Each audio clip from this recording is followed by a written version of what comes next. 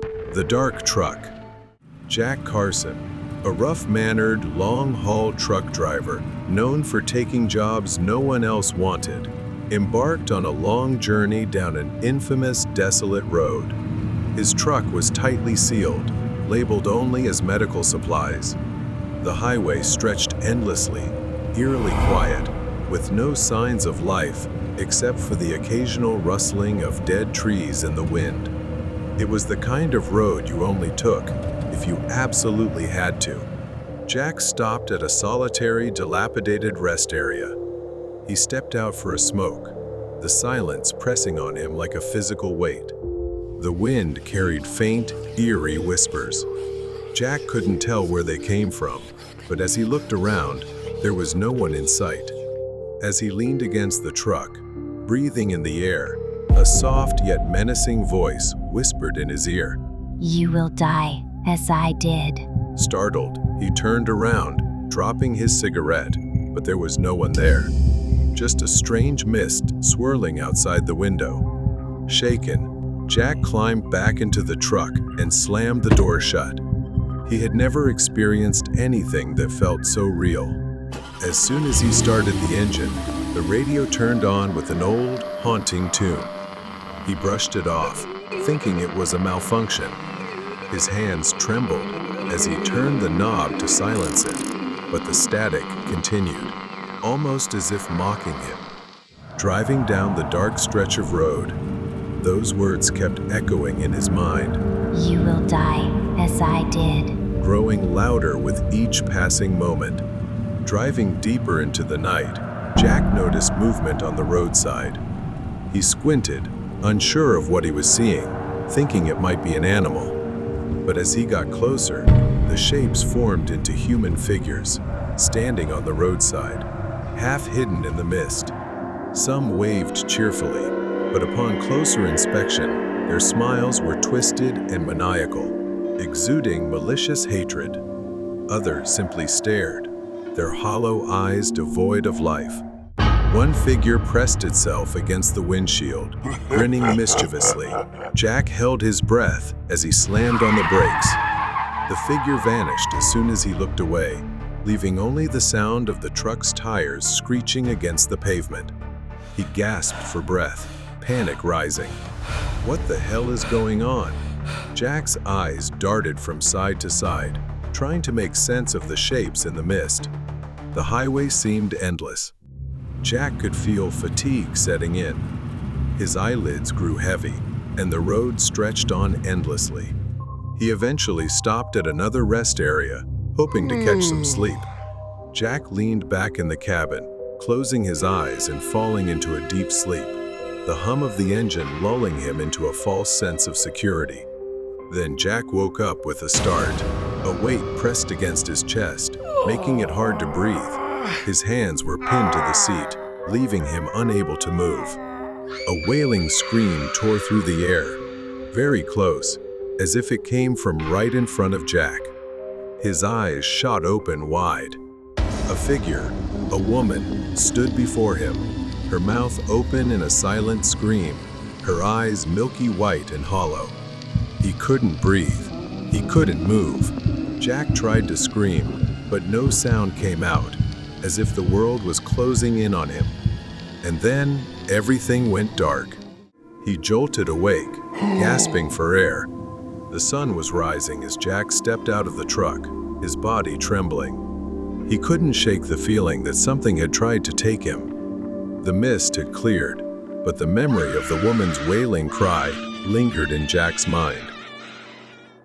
Jack returned to the desolate road he had driven 1,000 times before. Tempted by money, he ignored what he had seen before. The thick fog swallowed everything. A figure, barely visible in the mist, darted in front of the truck. Jack swerved, yanking the wheel hard. The truck veered, narrowly missing the faint figure as it lunged toward him. His breath caught in his throat, his hands gripping the steering wheel tightly. As the truck wobbled back under control, Jack glanced into the rearview mirror.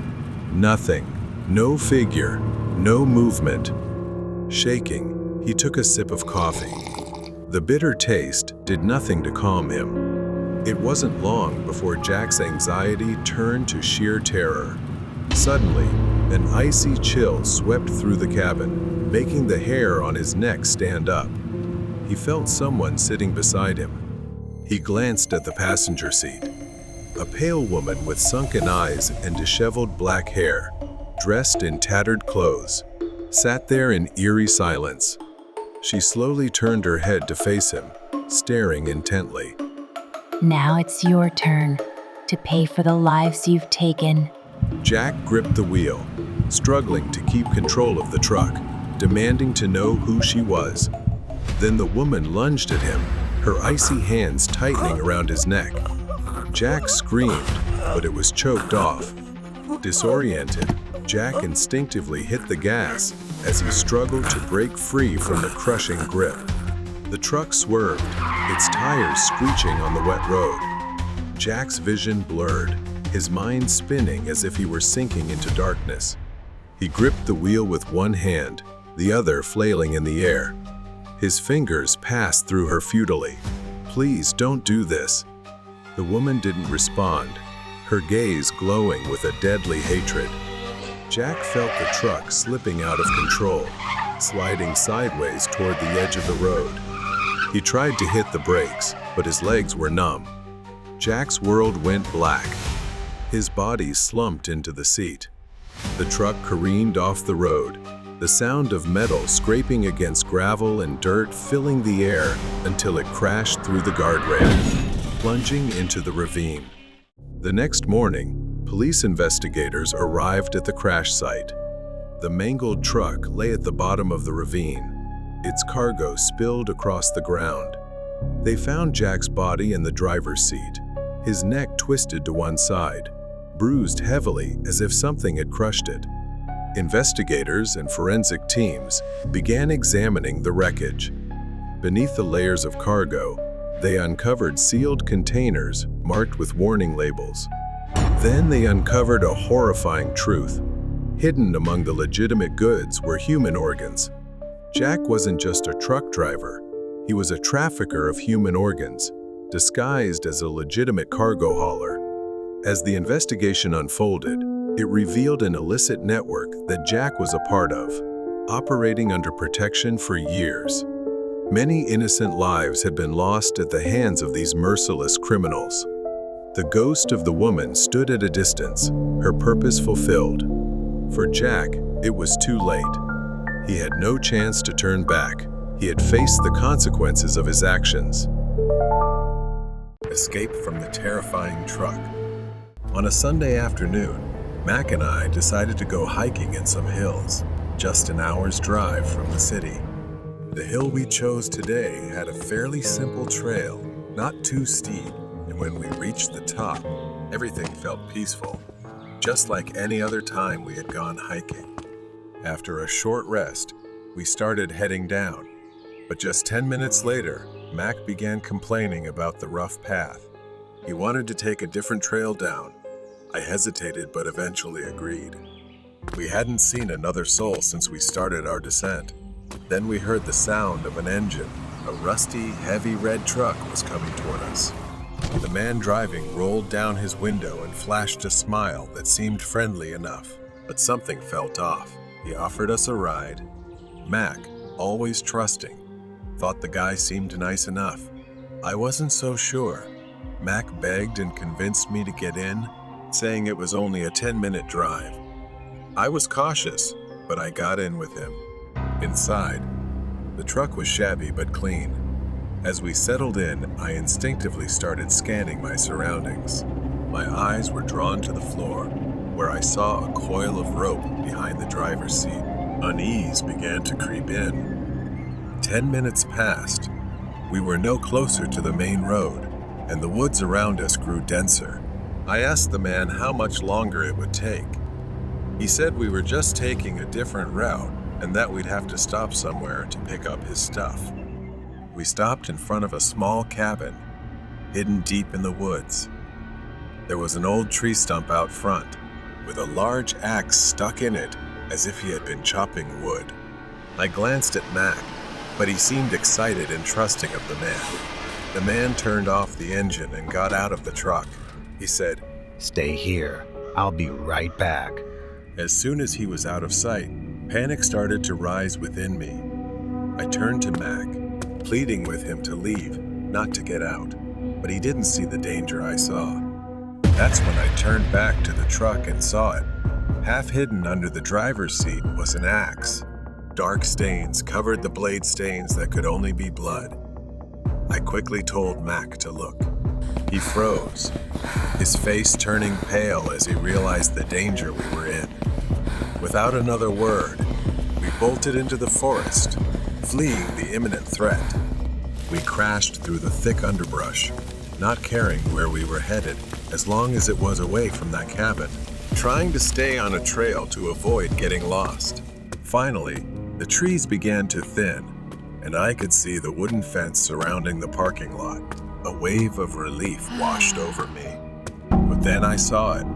The man's truck was parked on the other side of the lot, engine off, lying in wait like a predator ready to pounce. Mac wanted to run to our car, but I held him back. The parking lot was too wide, too exposed for us to make a safe escape. We hid behind a large tree, cloaked in the darkness. Time seemed to stretch, each second feeling like an eternity. As night fell, I heard a sound. The truck's door creaked open.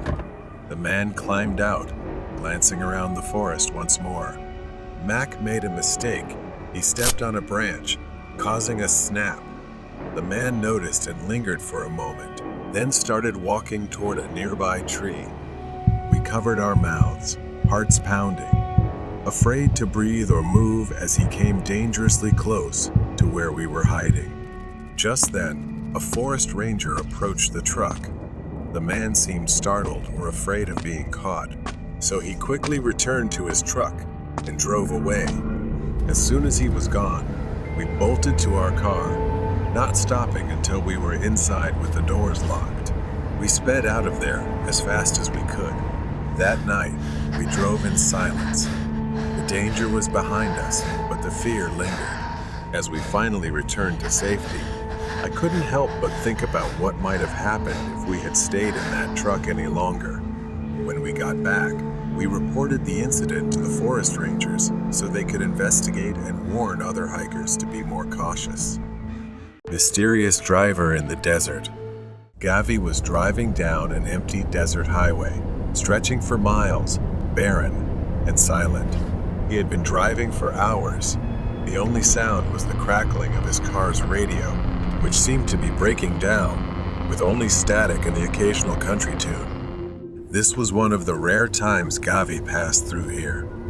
He glanced at his dashboard map. No towns, no gas stations for miles. Just an empty, desolate road. As Gavi approached a small hill on the road, he felt a sense of relief. The slight slope broke the endless flatness, providing a brief change. But as he went downhill, something caught his attention in the distance. At first, he couldn't tell what it was. Just a shape, a dark figure faintly illuminated by the moonlight. But as he got closer, the figure took form a person standing on the side of the road. Gavi slowed down, squinting to get a better look. It was a woman, standing alone in the middle of nowhere. She wore a long white dress and had pale skin. Her long black hair hung over her face as if soaked in water. Gavi muttered, wondering what she was doing out here. There was nothing for miles. No cars, no houses. How did she even get here? Gavi slowed the car further, considering whether to stop. Maybe she was lost. But as he got closer, something sent a chill down his spine. Her hair looked too wet, as if she had just walked out of a rainstorm, even though the desert had been dry for weeks. And her face, what little he could see of it, her eyes were too large, unblinking, staring straight at Gavi through the wet strands of hair. He hit the gas, speeding past her in fear. Even though he tried to convince himself she was just a lost traveler or perhaps a prank, Gavi couldn't shake the feeling that something was very wrong. Minutes passed. and Gavi continued driving through the endless desert, the eerie calm returning. He kept glancing in the rear-view mirror, feeling as if someone was watching him. He shook his head, trying to stay focused, but then Gavi saw another hill in the distance, just like the one he had passed earlier. And after a short drive, there she was again. The same woman, the same white dress, the same wet hair covering her face. But this time, she was closer to the road, and her smile was even wider, more unnatural. Gavi couldn't believe his eyes. How could she have gotten here before him? There was no way she could have moved that fast. He didn't think twice and slammed his foot on the gas, speeding forward to get past her. This time, Gavi didn't dare look back. Another hill appeared ahead, and the familiar fear tightened in Gavi's chest. He didn't want to go over it, didn't want to see her again, but he had no choice. His worst fear came true. She was there again, standing and waving at him. Her smile now impossibly wide, stretching nearly from ear to ear, and her cold, soulless eyes stared directly at Gavi. Maybe she was some sort of hallucination conjured by his imagination. No matter how much he tried, the fear continued to gnaw at him. He had heard the stories of haunted highways, of strange ghosts appearing to night travelers, but he had never believed them until now. He couldn't keep driving and needed to stop to escape this cursed road. But there was no exit, no rest stop. Gavi felt trapped with no way out. And then, the radio started crackling again. He reached out with a trembling hand to adjust the dial. But before he could turn it off, Gavi felt something cold touch the back of his neck. He froze. Reaching from behind the driver's seat was a pair of pale white hands. The fingers wrapped around his face, slowly digging their nails into his skin. Gavi was now about to face something he didn't understand, and he still had a secret he was hiding. Mysterious driver in the desert. Those fingers, they were slowly tightening around Gavi's face. They were icy cold. Cold like the touch of death itself. He was frozen in place. Slowly, with fear creeping down his spine, he turned to look. Gavi couldn't see the face those hands belonged to, but he had the sense it was a woman. Was it the woman? The one he'd passed many times on the highway? His mind was flooded with horror. The car swerved violently as the grip on him tightened. The tires screeched against the road. The car was losing control. The car veered off the highway, crashing into the rocky terrain with a sharp, grating sound.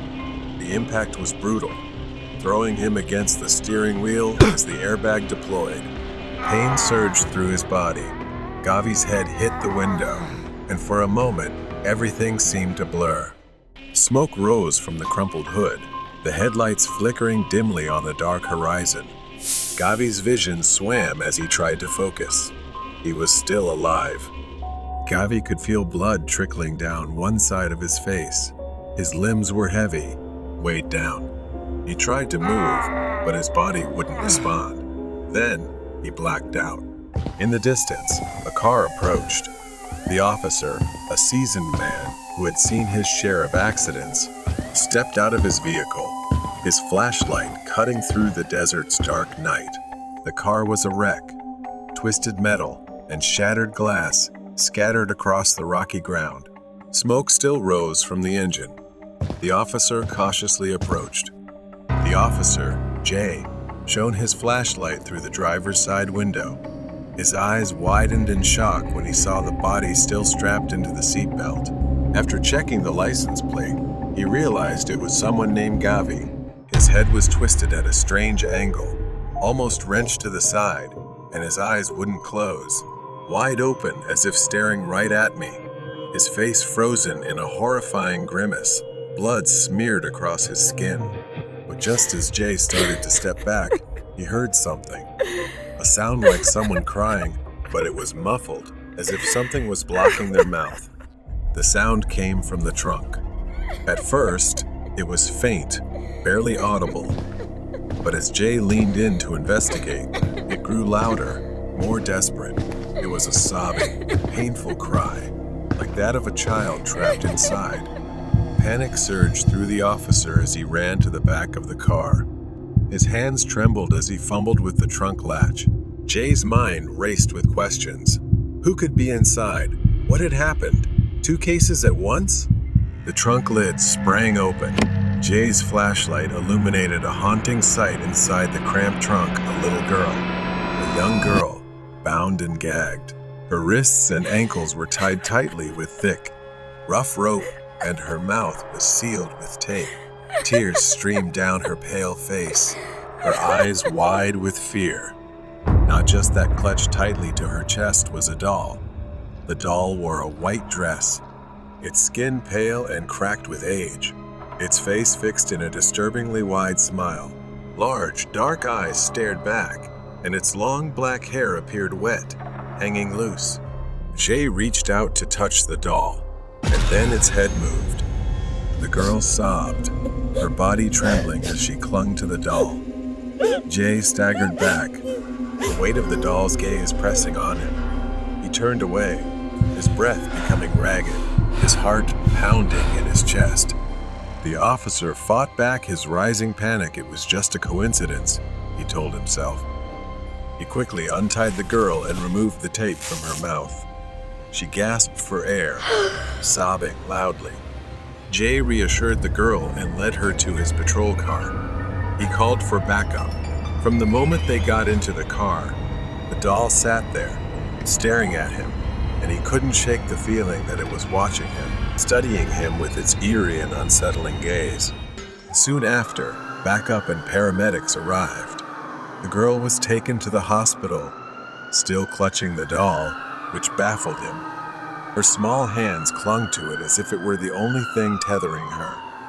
As the ambulance drove away, Jay remained haunted by the strange presence of the doll. He pondered the mysterious events leading up to the crash. Even though the girl had been rescued, the story felt far from over. It seemed to have slipped beyond Jay's understanding, perhaps into another world entirely. The truck driver's scary encounter. The night was quiet, and I was out making overnight deliveries. Miles of open road stretched before me.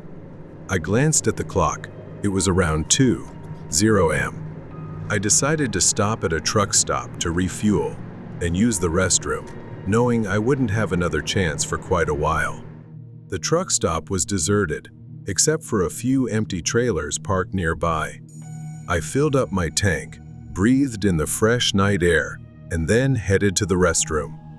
The stillness was unsettling, a strange quiet that made me feel restless. With a full tank, I climbed back into the truck, heading toward a stretch of road that would take me through dense woods. It was a long, desolate road, flanked by trees on either side, with no towns, no lights, just the road and the dark forest. An hour later, I was deep in the woods, half awake and half asleep, when something caught my attention ahead. At first, I thought I was seeing things, but as I got closer, I realized there was a figure standing at the roadside. The figure was motionless, just standing there, neither waving nor calling for help. They simply watched me pass by, their face a lifeless, emotionless mask. The figure faded into the darkness behind me as I continued driving, but I couldn't shake the image from my mind. About a mile later, I spotted another figure. This time, it was a woman. She stood at the roadside, wearing ripped jeans and a red sweatshirt. As I approached, our eyes met, and a wave of fear washed over me. She didn't move, didn't gesture. She simply stared, her gaze cold and unblinking. I glanced in the rearview mirror, catching a final glimpse of her as she turned her head to watch my truck go by. Her eyes locked onto mine through the glass. I gripped the steering wheel tighter, trying to shake off the fear and keep going. I turned my attention back to the road, and my heart nearly stopped. Lying in the middle of the road was a body, sprawled out, arms and legs wide. I slammed on the brakes. the weight of the truck lurching forward as I came to a sudden stop. My mind raced as I stared at the figure lying in the road. I couldn't tell if they were dead or alive, but they were completely motionless. There were no signs of an accident, no debris, no skid marks, just this body, as if they had simply lain down in the middle of the road. I felt the need to go outside to check on them. The forest loomed on both sides, dense and dark, and I couldn't shake the feeling that I was being watched, that there were eyes lurking in the shadows, just beyond the reach of the headlights. I slowly maneuvered the truck around the body lying in the road, my heart pounding, my mind swirling with doubt. Maybe I should stop and check, just to make sure they were okay. I parked the truck a short distance away, and reluctantly, I stepped outside, but there was something about the way they were lying. I was almost there when a horrifying realization struck me. The body was no longer lying on the ground. It was standing upright, staring directly at me with empty, soulless eyes. That figure took a step forward, his movements jerky. Perhaps that was when I realized I had been lured into a trap. I turned to run back to the truck, but the figure lunged forward, moving quickly, intent on hunting me. I had no choice but to flee into the woods. Then I stumbled and fell hard to the ground. A sharp pain shot through my ankle as I tried to get up, but that figure had come closer, a malicious look on their face. I grabbed a fairly large broken branch and held it out in front of me as he slowly approached with a sinister smile. I fought back with everything I had, but he was very strong, moved quickly, and was brutal. When he kicked me in the hip, I staggered backward. I thought everything was over, but a loud explosion echoed through the trees. I followed his gaze and saw a hunter standing nearby, his rifle aimed directly at my attacker. Under the dim moonlight, the hunter's tough and determined face pulled the trigger. The attacker staggered back, clutching his shoulder, dazed for a moment. The attacker staggered, trying to flee, but he was no match for the hunter. The hunter quickly seized him, easily subduing him. He started pulling out his phone and calling the police. I fell to the ground, relief and exhaustion washing over me at the same time. Soon, the flashing lights of police cars cut through the darkness, illuminating the forest. Officers approached, weapons drawn, securing the area as they took my statement. A few days later, I learned the police's conclusion. They called me into the station for a statement and some information. I found out that the man I had encountered, the one lying in the road, was not a stranger to the area. They identified him as a notorious criminal, wanted for a series of highway robberies targeting truck drivers. He and his accomplices planned and staged fake accidents to lure drivers out of their vehicles. They would lie in wait in the woods, ready to ambush anyone who fell into their trap. The strange encounters I had with the figures by the roadside were all part of their twisted game, a psychological tactic to unsettle and confuse victims before the final act. Thanks to the intervention of the hunter and the swift response of the police, they tracked down the criminals and apprehended him. With him now facing serious charges, I knew he wouldn't be lurking in the shadows, preying on unsuspecting people any longer. Strange man in the cemetery. This summer, my family decided to go camping in a suburban village, a place where every corner seemed to hold a mysterious story. The locals were always whispering, especially about the nearby forest. But what intrigued me the most was the cemetery within the forest. No one had ever gone there after dark. We were not allowed to go there either. My cousin had the idea to play hide and seek at night. He liked to break boundaries, challenging all of us to venture into the forbidden forest. I went with my younger sister, who was only 10 at the time, and my cousin. He confidently decided to help us hide. I should have known it was a bad idea the moment he mentioned the cemetery. We crept through the forest, the leaves crunching underfoot. The closer we got to the cemetery, the colder the air became. Even the stray dogs that had been barking earlier were now completely silent. A sense of fear and unease flooded over me.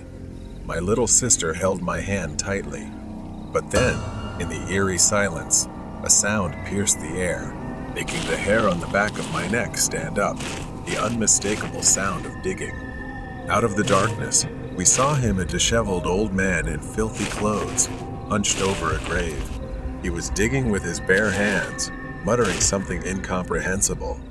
My eyes followed his hand. I saw something pale, like a stiff hand, sticking out of the freshly dug earth. None of us dared to move for a moment. My cousin was the first to act. He slowly pulled us back, whispering that we had to leave, that we needed to move silently. The man bent down again, this time pulling away more earth, revealing more of an arm, a foot, a body. Then he dragged out several small plastic bags and laid them on the ground. My sister trembled, and we were slowly sneaking away. Then I accidentally stepped on a branch. My heart skipped a beat, knowing that sound might give us away. He slowly raised his head, turned to us, and said, You shouldn't be here.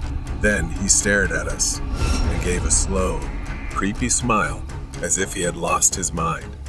The man laughed maniacally, wiping his dirty hands on his pants. Then he took a step forward, his bare feet dragging across the ground. You kids want to know what's down here? Before I could react, my cousin scooped up my sister, pulling her into his arms. The man's voice taunted us, as if daring us. See what they're hiding in the ground. I stumbled, frozen. My cousin yanked on my arm, snapping me back to reality. He yelled, "Run!" and we bolted away from the cemetery. I ran as if my life depended on it. I could hear him behind us, his feet scraping on the gravel, his wheezing breath growing closer. I didn't dare stop. My cousin pulled us forward, his grip tight, until we reached the cemetery gate. We burst through the gate. For some reason, the man had stopped. He was no longer chasing us. He didn't follow, just stood there, watching. Then, as if he had never been there, he turned around and disappeared into the darkness of the cemetery. We returned to the campsite. No one said a word or mentioned what had happened. The next day, we found out that the old man had been arrested by the police. He was a deranged criminal who had been desecrating graves to smuggle drugs across the border. That night, we felt truly lucky. I still wonder what would have happened if he had been younger, stronger, faster. We never went near that forest again and reminded ourselves never to ignore warnings and restrictions again. The deadly farewell. The fluorescent lights flickered overhead as I walked through the sterile hallway of the hospital. I had worked here for years, the smell of antiseptic and the beeping of monitors ingrained in my senses. But lately, something felt different, something that always sent a chill down my spine. My patients came in all ages, but there was one little girl named Tira, perhaps the youngest patient in the hospital. Tira was a sweet child. She often wandered the halls and talked to other patients, though she was mostly alone. One night, while working a night shift, I was doing my rounds as usual. In the empty, long corridor, I heard two people talking softly. It was late, and all patients were supposed to be asleep. I followed the sound, which was coming from room 203. As I carefully opened the door to check, I saw her. Tira was standing near the patient's bed, smiling at me mysteriously and greeting me. But my sudden appearance didn't startle her at all. I reminded her that it was past bedtime and asked what she was doing there. She replied, Nothing. I just came to say goodbye to George. George was the patient in room 203. He had recently undergone major surgery. Though Tira seemed calm to me, I noticed George's face. He looked terrified and extremely pale. When I turned to remind her and take Tira back to her room, she had vanished as quickly as if she'd never been there. The next day, I went home around 4 a.m. after my night shift ended. It was my day off, so I slept the entire day. When I returned to work and walked past room 203, I thought about checking on George. But when I opened the door, I found a different patient, and I was informed that George had passed away the previous day. I stood frozen in the hallway, suddenly remembering when I asked Tira what she was doing in George's room. She said she came to say goodbye. But why goodbye? Shouldn't it have been good night? Something was very strange. Every time I encountered little Tira, I would find her wandering the empty hallways at night, talking to someone, or entering a room. At first, I was skeptical, but I noticed that her presence seemed to coincide with the moments just before a patient passed away. Could she possess the strange ability to know when someone was about to die? Then I searched the hospital records. Tira wasn't listed anywhere. There was no information about her being admitted, and no legal guardianship papers on file. I was stunned. I gradually became obsessed with Tira's story and started investigating her background. My suspicions grew when I learned from a nurse that Tira had died in the hospital just a few months ago after falling down the stairs. However, the nurse insisted the incident was ruled an accident, and the hospital never made it public. My mind reeled. How could Tira still be here if she was dead? I started piecing things together, and a chilling thought struck me. Perhaps Tira's spirit was still lingering here. One day, when I dozed off at my desk, I saw her. She was sitting, crying in my dream. I slowly approached Tira. Tira turned to face me, her pale face and empty eyes brimming with a profound sadness. She said, I've been waiting for you, Dr. Cooper. You're the only one who can help me. I stood frozen, the air thick with fear, or perhaps confusion. I asked Tira, "Help you? Tell me how." Tira's ghost stepped closer, her small hand reaching toward me. She whispered painfully, The experiment. The experiment killed me. I jolted awake at my desk, drenched in sweat from what I had seen. It was too real, like a cry for help. I knew I needed to act. I dug through old records, my hands trembling. I found it, just a copy, a part of a plan I'd never seen before. It all seemed to point to a dark secret. The deeper I delved into Tira's past, the more I realized her death was no accident. In reality, it was the result of an illegal medical experiment involving an unapproved drug to test the limits of human pain endurance and survival. Tira was selected as a test subject due to the influence of her adoptive father, a man working at the hospital as part of an underground network of unethical experiments. The drug used on Tira was untested and had horrifying side effects. Tira's death was the culmination of a cover-up to protect the hospital's reputation. One night, while working the night shift at the hospital, I heard strange noises, like a child crying, coming from the abandoned wing of the hospital. The sounds led me down a hallway that hadn't been used in years. My heart pounded as I pushed open a door, revealing a forgotten room. Tira stood there, her figure faint in the dim light, her eyes filled with sadness and pain. She told me that she couldn't leave, and that she had been trapped in the hospital ever since her death. Her spirit was tethered to the hospital, bound to the hallways, unable to move on until the truth about her death was revealed. Tira had guided other souls to the afterlife, but she herself was trapped here. When I made my final efforts to reveal the truth, the hospital management and the girl's adoptive father tried to discredit me, even going to great lengths to silence me by threatening my career. The hallways were empty, the hospital eerily silent. I walked through them, knowing they were trying to stop me. But I didn't falter, and I was determined to report everything to the authorities, ensuring that those responsible would be held accountable. As the authorities investigated, I stood in a patient's room, moonlight streaming through the window. I saw the silhouette of a little girl standing behind me. It was Tira, appearing now in a more peaceful form. She smiled, her eyes filled with gratitude. She thanked me, her voice gentle, as her figure began to fade away. Tira's departure finally brought clarity. The hospital faced public outrage, and the administration was forced to shut down.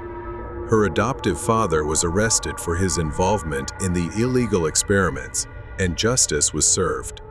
Although Tira's ghost was gone, the darkness of the hospital remained, reminding me that the line between life and death, between justice and illegality, is often much thinner than we imagine.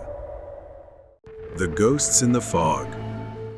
Tonight, like every other night, I drove my truck down a desolate rural road, taking a sip of coffee to stay awake. The road stretched ahead, cloaked in a thick fog that clung to my headlights. The stillness was eerie.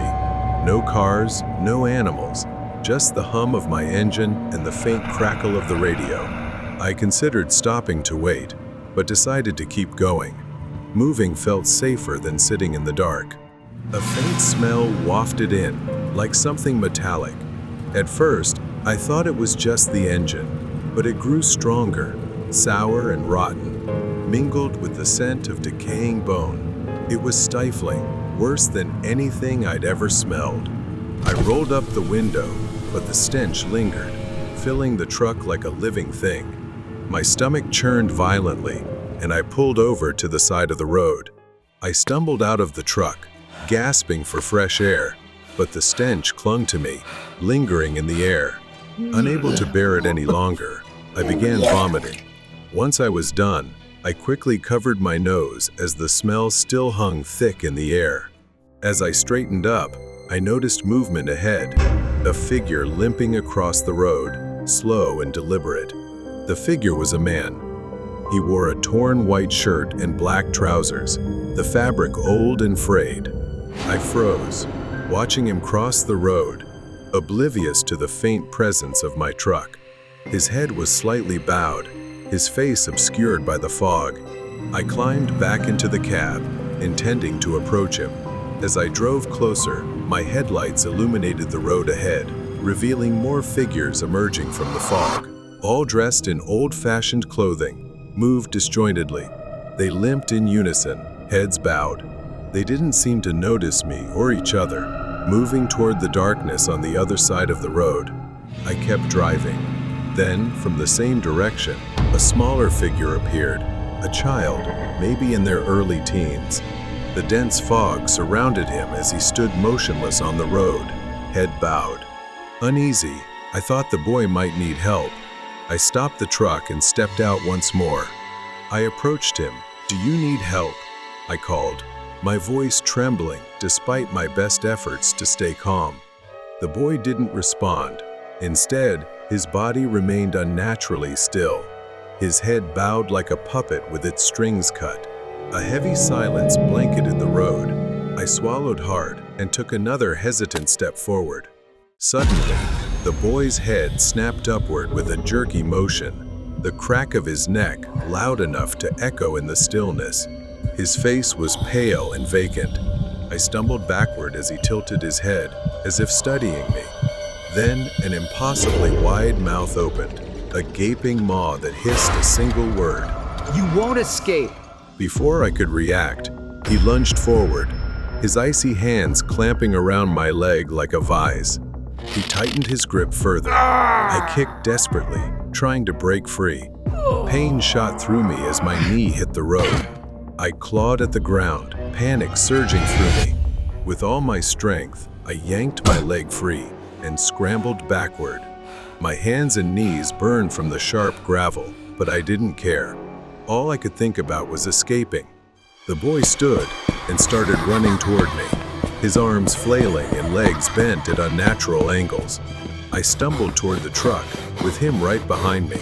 I dove into the cab and slammed the door shut, fumbling with the lock. His scream was deafening, shaking the truck's windows.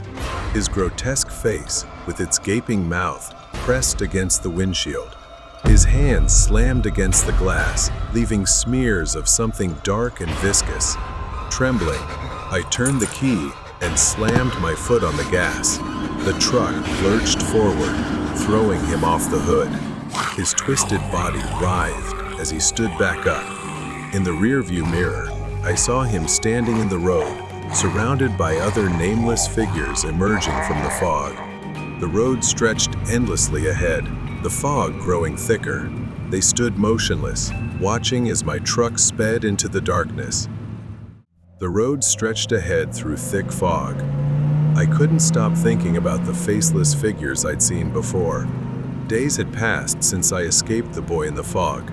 Their hollow presence, the way they lunged toward me, it felt like they were still out there, just beyond the reach of my headlights, waiting for me. But I couldn't turn back. My delivery had to be made, and this was the only road. Then that smell hit me again faintly at first. Metallic, but quickly turning into a stench. Sharp and rancid, like rotting meat. My stomach twisted as I tried to breathe through my mouth, but it was no use. Ahead, my dim headlights illuminated an old sign by the roadside. It swayed lightly in the wind, its paint cracked and faded. Danger, though at the time, I had no idea of its significance. My headlights flickered briefly, catching the silhouette of a figure in the distance. I slowed the truck, squinting to see the figure more clearly. It was a man, limping across the road, his form distorted by the fog. I hesitated, unsure whether to stop. Then another figure appeared, and another. All of them moved in the same direction, heads bowed, their movements unnervingly stiff. I continued driving slowly, keeping my distance. The figures kept crossing, oblivious to my truck, disappearing into the fog on the other side. I gripped the wheel tighter. "Just people," I muttered, trying to calm myself. "Just people." Then my tires hit something wet and slippery, causing the truck to swerve. I slammed on the brakes, and then I saw it. A black, wet streak stretched across the asphalt. I stepped out of the truck, the freezing air biting at my skin. The stench hit me, a wave of nausea roiling my stomach. Ahead, the trail led to the carcass of an animal, its body decayed and rotting.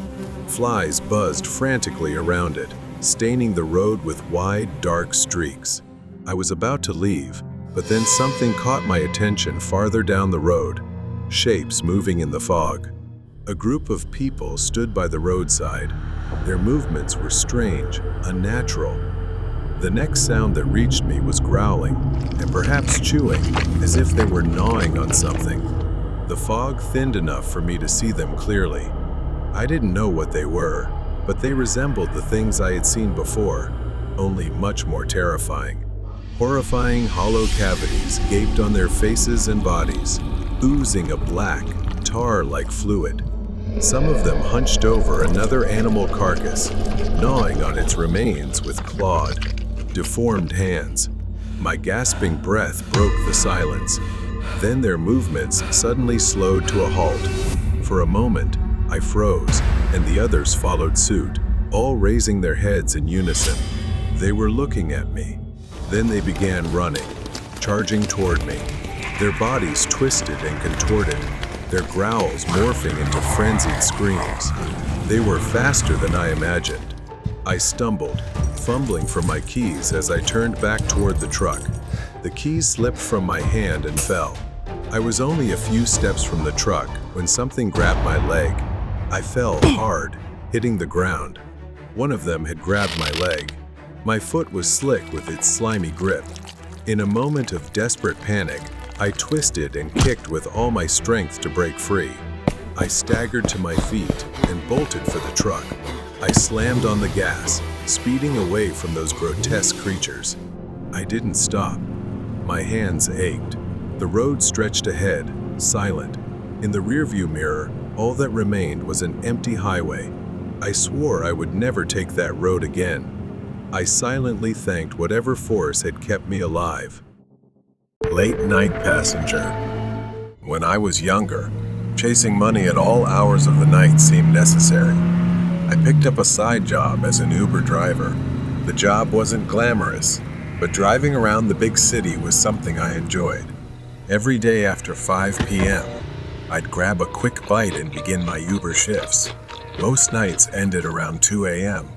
This story took place on one of those long nights, about 6 months after working 2 jobs simultaneously. There was a hospital downtown with a large parking lot. It became my regular spot to take short naps while waiting for rides. It was quiet, away from the city noise. That night, after hours of driving, I went there to rest. I didn't plan on sleeping long, just a 15-minute nap. When I woke up, I couldn't remember where I was for a few minutes. I glanced at the dashboard, and only 15 minutes had passed. My music playlist was still playing, soft and mellow. I checked my phone, hoping I hadn't missed any ride requests. That's when I saw it. In the rearview mirror, I caught a glimpse of something that made my heart stop. A man was suddenly sitting in the back seat. He was right behind me, just staring. Then he smiled, a creepy, unsettling grin. I turned to face him, and sure enough, he was there.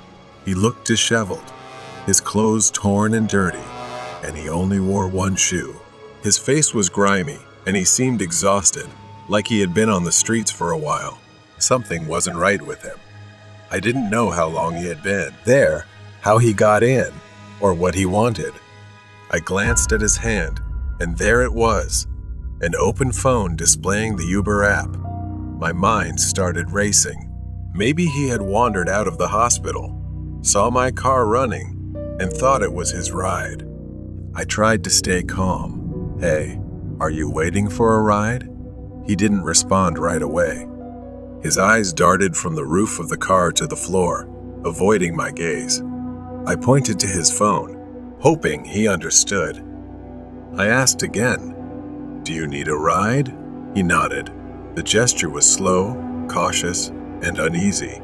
I forced a smile and told him I'd take him where he needed to go. I tried to act normal, to ease the tension in the car. But deep down, something about this man wasn't right. I left the hospital parking lot, following his vague directions to an old, closed-down music venue downtown. Then it hit me. I hadn't accepted a ride request on the Uber app. This guy wasn't my passenger. I glanced at the rear-view mirror again. His phone didn't show any ride request. He wasn't connected to me at all. I spoke, trying to keep my voice calm. "I just realized this ride hasn't been registered. Can you find me on the app quickly?" That's when his entire demeanor changed. He scoffed, looking out the window, then turned to me with a cold expression, saying he wasn't going to pay for the ride. I nervously chuckled, hoping it was a joke, but he remained silent. The atmosphere in the car grew tense. I glanced at him again and noticed a hospital discharge bracelet on his wrist and a dirty backpack beside him. I was trapped in the car with a homeless drifter who must have snuck in while I was asleep. I needed to get him out. I told him I wasn't giving him a free ride across town, and that he was lucky I hadn't called the police. But before I could grab my phone, he lunged and wrapped his hands around my neck. His hands were rough, calloused. I struggled trying to pry his fingers off, but he was too strong. A stench emanated from him. I could barely breathe. Instinct kicked in, and I slammed my foot on the brake. The sudden stop sent him flying forward, loosening his grip just enough for me to break free. I swerved toward the curb. He was dazed. I shifted the car into park, dialed 911, and honked the horn. He groaned, recovering from the impact, and started coming at me again. But this time, I wasn't powerless. I screamed into the phone, describing everything as fast as I could. Then, as if he realized the game was over, he grabbed his backpack and bolted out of the car, vanishing into the night. A few blocks away, the police caught up to him. I watched as they cuffed him. Later, I found out he had escaped from the hospital after being admitted for an overdose. He wasn't just a drifter, he was dangerous, and I had escaped something terrible. As the night came to a close, the only thought in my mind was, I'll never forget to lock my car doors again. The price of the silent one. I glanced at the clock. It was past midnight. I thought it was time to head home. I left the lab late one evening after a long day of experiments. The night was dark, the streets deserted, and the cold air biting at anyone daring to venture out. The road was empty, and the only sound was the distant howl of the wind. As I drove, I suddenly noticed something moving by the roadside. A figure, a girl, walking alone in the desolation. She seemed disoriented, wearing a red coat, her head bowed, and her posture rigid, standing out under the dim light. Something about her felt off, so I slowed my car and came to a stop. I asked her if she was okay. "Do you need a ride?" The girl didn't reply. She kept walking, her steps slow, as if she didn't even notice my presence. Finally, the girl stopped, and she slowly turned around. She had a beautiful face, but her skin was deathly pale, with an expression of anguish, as if she had forgotten how to smile forever. She asked for a ride and said she was on her way home. I politely hesitated at first, but then I agreed to give her a ride. I drove along the dark road as the girl sat silently in the back, staring out of the window. As I drove through the town, approaching an old cemetery, the girl's behavior suddenly shifted. She began to grow increasingly agitated. Suddenly, she started clawing at the car window with her nails, screaming hysterically as if she were desperate to escape. She shouted, "Let me out! Let me out!" Panicked and unsure what was happening, I scrambled to unlock the door. She flung the car door open and bolted towards the cemetery. Her speed was unnatural, almost too fast, disappearing into the night. I got out of the car, calling after her, but she was gone, leaving me standing alone in the eerie silence of the darkness. Confused, I drove away, chalking the incident up as nothing more than a strange encounter. A few nights later, I drove home along the same route, but every night, something strange and puzzling happened. I encountered her again, asking for a ride. Each time as we neared the cemetery, she would scream, louder than before, and run into the darkness. It was like a looped tape, ending in terror every single time. My curiosity grew, and I began to wonder if I was witnessing something from another world. After 4 consecutive nights of experiencing the same bizarre encounter, I couldn't ignore her strange, repetitive behavior anymore. I was haunted by thoughts of what might be happening at the cemetery, and the image of her running remained etched in my mind. The next day, I decided to visit the cemetery to investigate. I began noticing the old, weathered gravestones, a strange sensation settling over me as I surveyed the area. After some searching, I stumbled upon a gravestone bearing the name Lydia Ward. What shocked me even more was the image on the grave. It was the girl who had asked for a ride. I was frozen in disbelief. Her date of death was engraved as 7 years ago.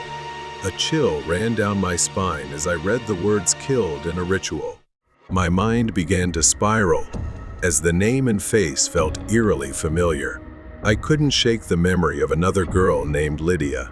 She had been killed in a satanic ritual.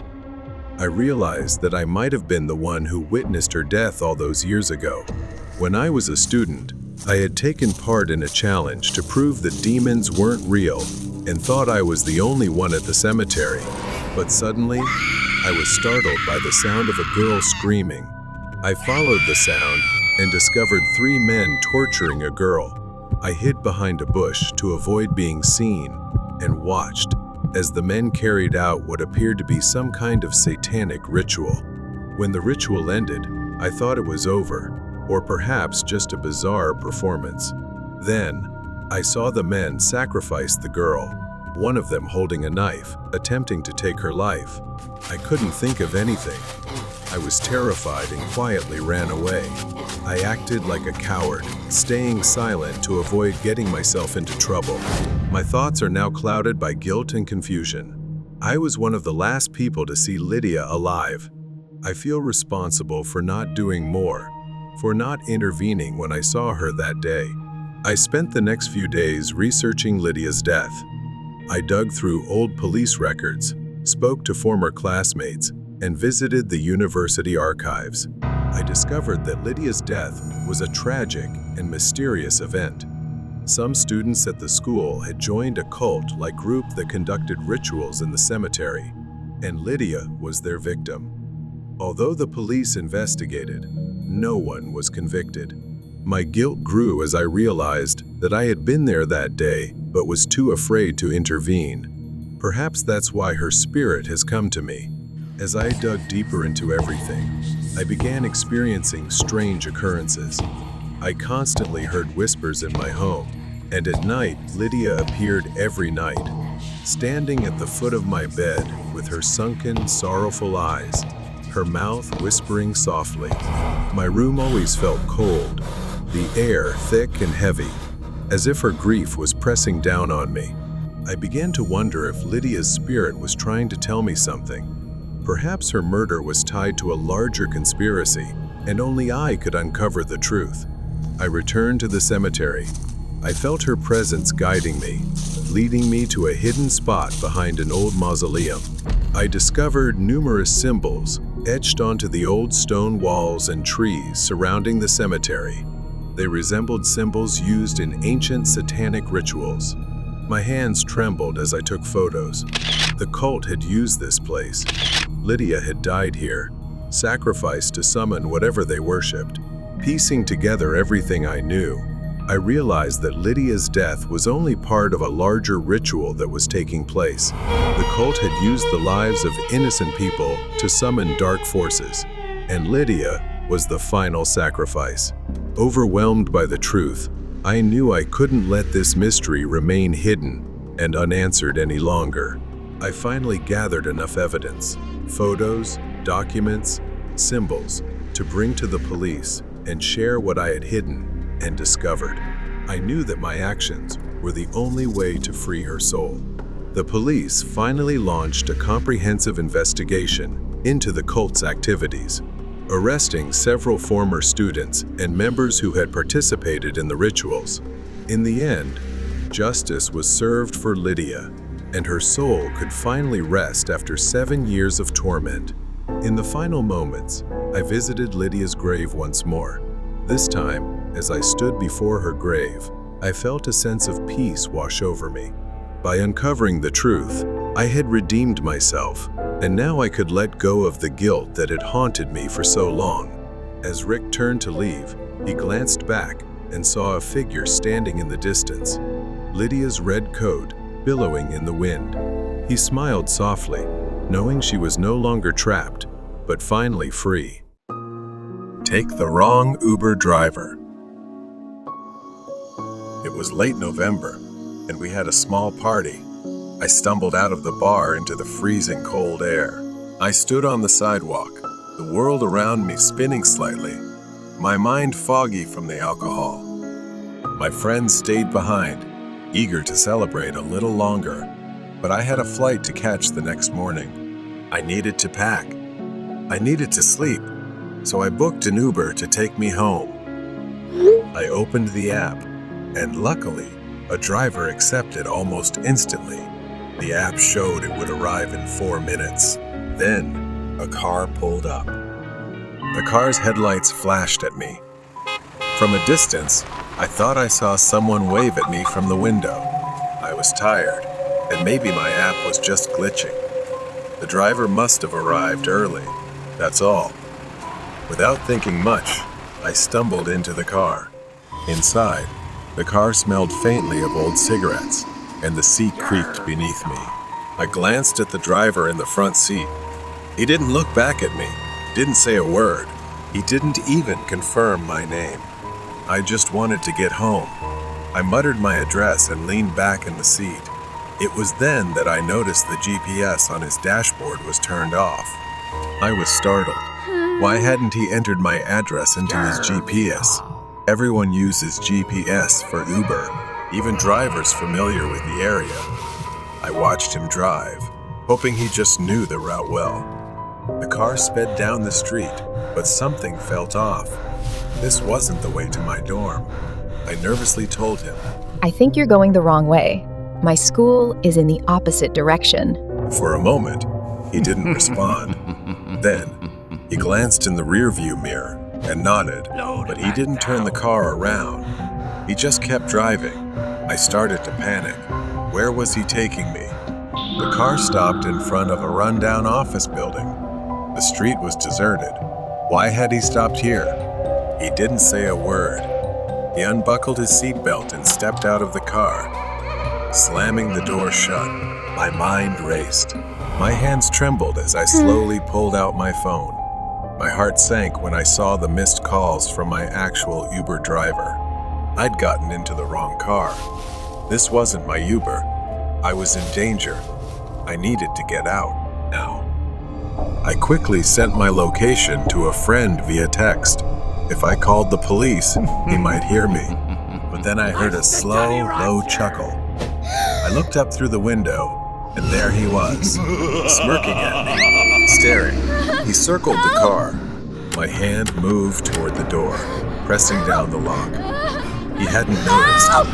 I frantically moved from door to door, locking each one in a frenzy. The faint noise alerted him. His smile vanished. His eyes narrowed in anger. He stepped closer to the driver's door, his hand reaching for the handle.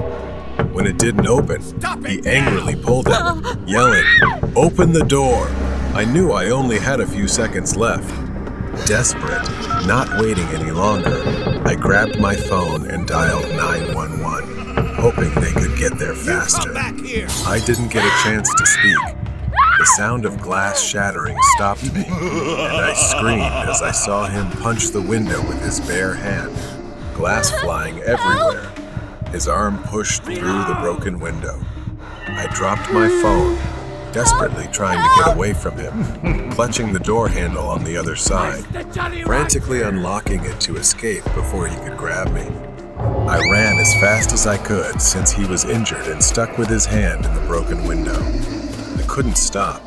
I stumbled but kept running, my body filled with overwhelming terror. The night was pitch black, with the only light coming from the distant glow of the city.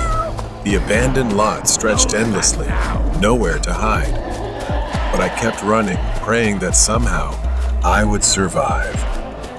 I spotted a small store up ahead, its neon open sign flickering weakly in the distance. My legs burned, but I didn't dare look back, not until I reached the store. I burst through the door, gasping for breath, my entire body shaking with fear. The store clerk stared at me, wide-eyed in surprise. But I was thankful I had escaped him. The police arrived minutes later. 2 patrol cars stopped in front of the office building where the car had been parked. But when they got there, the car and the man were gone. Only shattered, blood-stained glass remained. The police reassured me that they would search for him. It was a hard lesson learned that I must always be more careful when going out alone, especially when I'm not fully alert. Stalker at the bus stop. A quiet and snowy Sunday evening. I was sitting at the bus stop, looking at my phone, and realized I had missed my bus. I started to shiver as the weather grew colder. Time passed slowly.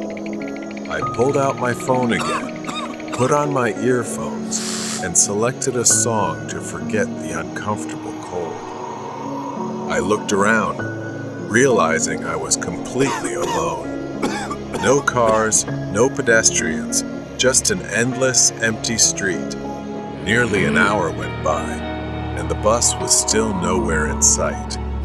I checked my phone again. The screen showed no updates on the bus's arrival, and the battery was dangerously low. A while later, I sensed some movement. A man wrapped in several layers of thick clothing, his face obscured by a knitted hood. The man walked with a strange, almost unsteady gait, as if he wasn't sure where he was going. I froze but tried to focus on my phone, not wanting to draw attention. The man approached the bus stop and sat at the opposite end of the bench. My discomfort grew. I glanced at the man, noticing part of his face exposed under the hood, a gaunt, pale face with eyes that seemed unfocused, distant. The man was muttering something to himself, his words slurred and incoherent. I shifted uncomfortably, sensing that something was off about this person. He moved closer, almost imperceptibly at first, but with each subtle shift, he inched toward me. My unease turned into panic as the man continued to slide closer, his gaze fixed on me in a strange, unsettling way. I felt a chill run down my spine. Suddenly, I felt the man's presence right next to me. The tension was unbearable. I quickly stood up, grabbed my bag, and started walking away from the bus stop. The man, still sitting there, tilted his head to the side, his eyes never leaving me as I walked away. I quickly walked away. I reached the next bus stop and finally felt somewhat relieved. I began to sit down slowly, letting my guard down a little as I waited for the bus. I closed my eyes for a moment, exhausted. The quiet of the falling snow was almost peaceful. Suddenly, a loud and rapid knock shattered the silence. My eyes shot open, my heart racing, and I slowly turned around to see the man from the previous bus stop, standing on the other side of the glass, his face pressed against it, grinning maniacally. His eyes were wide, staring straight at me without blinking. He kept knocking on the glass, his breath fogging up the surface. Panic flooded my body. I quickly stood up and backed away from the glass. The man began moving, circling around, his gait more erratic than before. His footsteps grew closer. I backed away, yelling at the man to stay away. However, the man was undeterred. He raised his hand, reaching out as if to do something to me. Luckily, I reacted just in time, darting off the sidewalk as the man lunged toward me. In a strange, inexplicable way, he slipped forward, his face slamming hard into the cold, icy pavement. The sound was horrifying. I stood there, frozen, trying to make sense of what had just happened. It was so bizarre. I watched in horror as blood began to pool around the man's face, staining the snow with a deep red. My mind raced as I tried to process what had just occurred. I crouched down, attempting to get a response from him, but there was none. I sat down on the curb, my hands trembling as I pulled out my phone and called for help. The snow continued to fall, turning this bus stop into a place of horror and dread for me. The flashing lights of the ambulance and police car pierced through the night.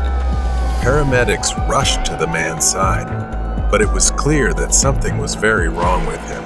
As the paramedics searched the man's belongings, they found a photograph in his wallet, a picture of the man with a boy who looked eerily similar to me. The police explained that the man had been on prescription drugs after losing his son, and his mental state had deteriorated ever since. I realized, with disbelief, that the man may have mistaken me for his lost son.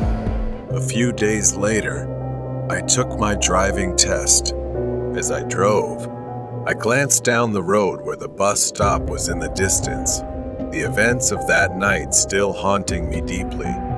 I couldn't shake the sorrow of the man's grief and the terrifying experience that had unfolded. The freak in the morgue. The coldest place in the hospital is likely the morgue. Stainless steel drawers holding the dead stretch out like a cold, metallic labyrinth. The air is thick with the scent of antiseptic. I am a forensic pathologist. Today, I'm on shift, preparing my tools for my work. Tonight, I noticed something strange. Foreign objects have appeared during autopsies before, like a rusted coin or a few plastic beads. This isn't the first time something unusual has shown up during an examination. I stepped into the storage room, searching for some necessary items, but a few tools were missing. My eyes were drawn to a drawer slightly ajar. I pulled it open to find an empty space, feeling like something was missing, but I couldn't immediately identify what. A strange feeling washed over me, and I couldn't quite grasp what was happening. I hurried out, moving quickly down the dark hallway. I saw something move in the shadows. A hunched figure, resembling a man, dressed wildly with disheveled hair, was obsessively examining some medical equipment laid out before him. I couldn't believe my eyes. Horrified, I saw a clump of hair, a severed finger, and other small body parts. He held them as if worshiping and collecting them. I felt nauseous and disgusted by him, but I forced myself to stay because I knew I needed to do something. I hadn't finished my work yet. Suddenly, the man stopped and looked around, sensing something. I held my breath, praying I hadn't been seen. I rushed to the office, my hands trembling as I called the police, reporting the break-in and what I had witnessed. The dispatcher on the other end sounded shocked, but assured me that help was on the way. I hung up the phone, but I couldn't get that horrifying image out of my mind. Who was he? And what was he doing? Suddenly, while trying to find a place to hide, he spotted me and chased after me as if he wanted to make me his next victim, the next piece in his collection. I ran as fast as I could, desperately searching for a place to hide. Fortunately, the police arrived just in time, and perhaps he realized that it was no longer just the two of us. He became distracted, giving me a chance to escape. I managed to escape and crouched behind the desk, eyes fixed on the door, counting every second until the police arrived. The police burst in and found the intruder in a frenzy, as if he had lost his mind. He was caught off guard, his crazed eyes wide with panic. The officers quickly subdued him, wrestling him to the ground as he snarled and fought like a cornered animal. They handcuffed the man and began searching the area where he had been, uncovering his gruesome collection of stolen medical tools, body parts, and a disturbing array of personal items taken from the corpses. His twisted obsession and grotesque passion were fully revealed. I stepped out of the room, still trembling, as the police led the intruder away in handcuffs. The man glared at me with pure hatred. The morgue, once a place of routine and order, had become a site of horror, tainted by human depravity. As the first light of dawn broke, I stepped outside, knowing I had done the right thing and acted quickly. The dead had already suffered enough, and it would have been a tragedy if they were not kept intact. I turned back to the morgue, locking the door one last time. The memory of that night would haunt me, but it was over. I had survived the worst. The crazy man blocked the truck. It was a torrential, rainy day. After finishing a long, exhausting day at work, I drove my old, large truck back home. The windshield wipers battled against the pouring rain, moving in a steady, hypnotic rhythm. The radio crackled faintly, almost drowned out by the sound of rain pounding on the truck's metal body. The road ahead was nearly deserted, a winding path through a remote forest. Tall, ominous trees loomed on both sides, their branches reaching out like twisted, skeletal hands. My hands gripped the steering wheel tightly, my knuckles white from the cold. My eyes were focused on the road, but my gaze was weary, longing to be home soon. As I rounded a bend in the road, my headlights caught a figure standing in the middle of the road. Finding it strange, I drove a short distance further and then pulled over to the side of the road to rest for a moment. From a distance, there was that figure again. The silhouette was of a man, his hair disheveled and soaked by the rain. He stood motionless, his head slightly tilted to one side, staring straight at me with wide, unblinking eyes. His clothes were tattered and drenched, clinging to his gaunt frame. In his hand, he held something long, thin, and menacing under the headlights.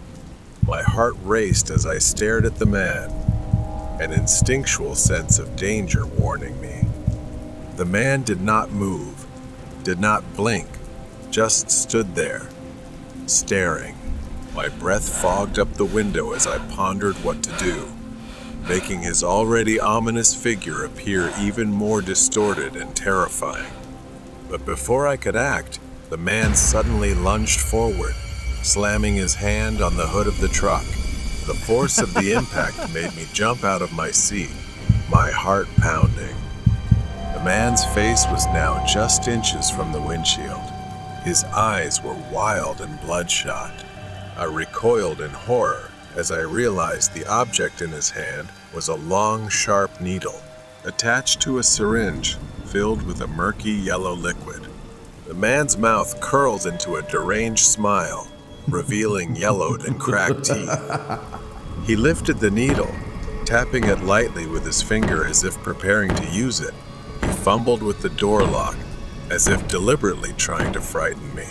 The rain outside seemed to grow louder, darkening the scene with a rising sense of dread. The man moved with terrifying speed. He lunged at the side door, yanking it open with astonishing strength. I could barely think, and there was no time to react before the man lunged at me. The syringe was raised, aimed straight at my neck. I struggled, adrenaline surging through my veins as I tried to push the man away. But his grip was like iron, his strength fueled by madness. My mind was a whirlwind of fear and confusion. Who was this man? What did he want?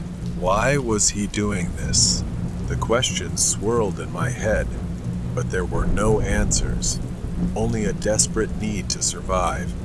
The man giggled, a high-pitched, maniacal sound. The needle inched closer. I twisted and turned, trying to evade it, but the man was relentless. In one final desperate move, I surged with a burst of life. I managed to grab the man's wrist. We wrestled, fighting for control.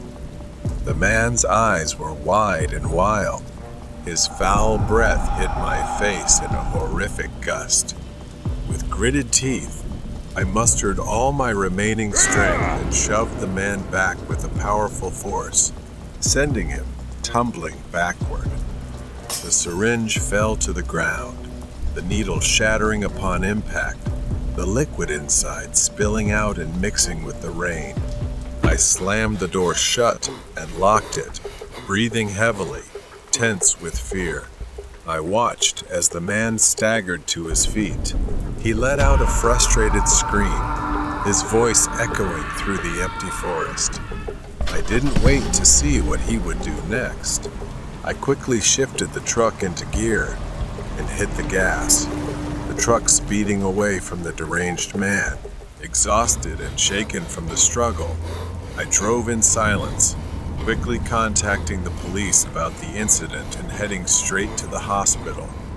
The man's wild eyes, his maniacal grin, the syringe filled with that strange liquid, they all haunted my mind. After the police investigated, they finally apprehended him and placed him in custody for psychiatric treatment. It turned out he wasn't just targeting me. He was after others as well, all as part of the twisted pleasure of a deranged mind. Horror story: The Strange Man with Red Eyes. This happened 6 years ago when I was working the night shift as a security guard in an old office building. Since then, I have never worked the night shift again. That night, the pale moonlight cast an eerie glow over the deserted scene, creating a chilling atmosphere. Around 3 a.m., I was doing my final patrol before ending my shift. As I walked through the dark hallway, I heard strange footsteps. I looked around, but saw no one. The footsteps continued, seeming to come closer to me. I started feeling uneasy, trying to stay calm and continue my work. But just as I reached the security room, the door suddenly opened. A man with disheveled hair and bloodshot eyes walked in. He was wearing a long black coat and carrying an old suitcase. There was no one around, and I couldn't understand how he got into the building at this hour. I swallowed nervously, trying to speak to him. Do you need any help? I asked, my voice trembling. The man didn't answer right away. He just stared at me for a long moment. Then he opened his mouth, his voice raspy like the wind through a crack in the door. I need to go to a very special place, a place you will never forget. I didn't understand his meaning, but I responded anyway. I can't leave the building during my shift. Can you specify the location? The man smiled in a strange way, his thin lips curling up. All right, take me to the basement. I was surprised, but didn't want to cause trouble, so I nodded and led him there. We stepped into the elevator, the air inside becoming oppressive. When the elevator doors opened at the basement level, a cold draft swept in. The man stepped out first, and I followed, feeling more anxious. He stopped in front of a small room, its door long locked. I didn't remember ever seeing this room before. The man pulled out an old key from his coat pocket, unlocked the door, and stepped inside. I stood outside, not daring to follow. I've reached my destination, he said from inside. Thank you for guiding me. I turned to leave, but suddenly, he appeared right in front of me, as quick as lightning. He placed his hand on my shoulder, gripping so tightly that it hurt. Remember, you have helped me, and I will remember you. I screamed, trying to break free, but I couldn't. A sharp pain shot through my chest, and I collapsed. My eyes gradually closed. I gradually saw the door of the room closing before my eyes, accompanied by his satisfied, creepy laughter.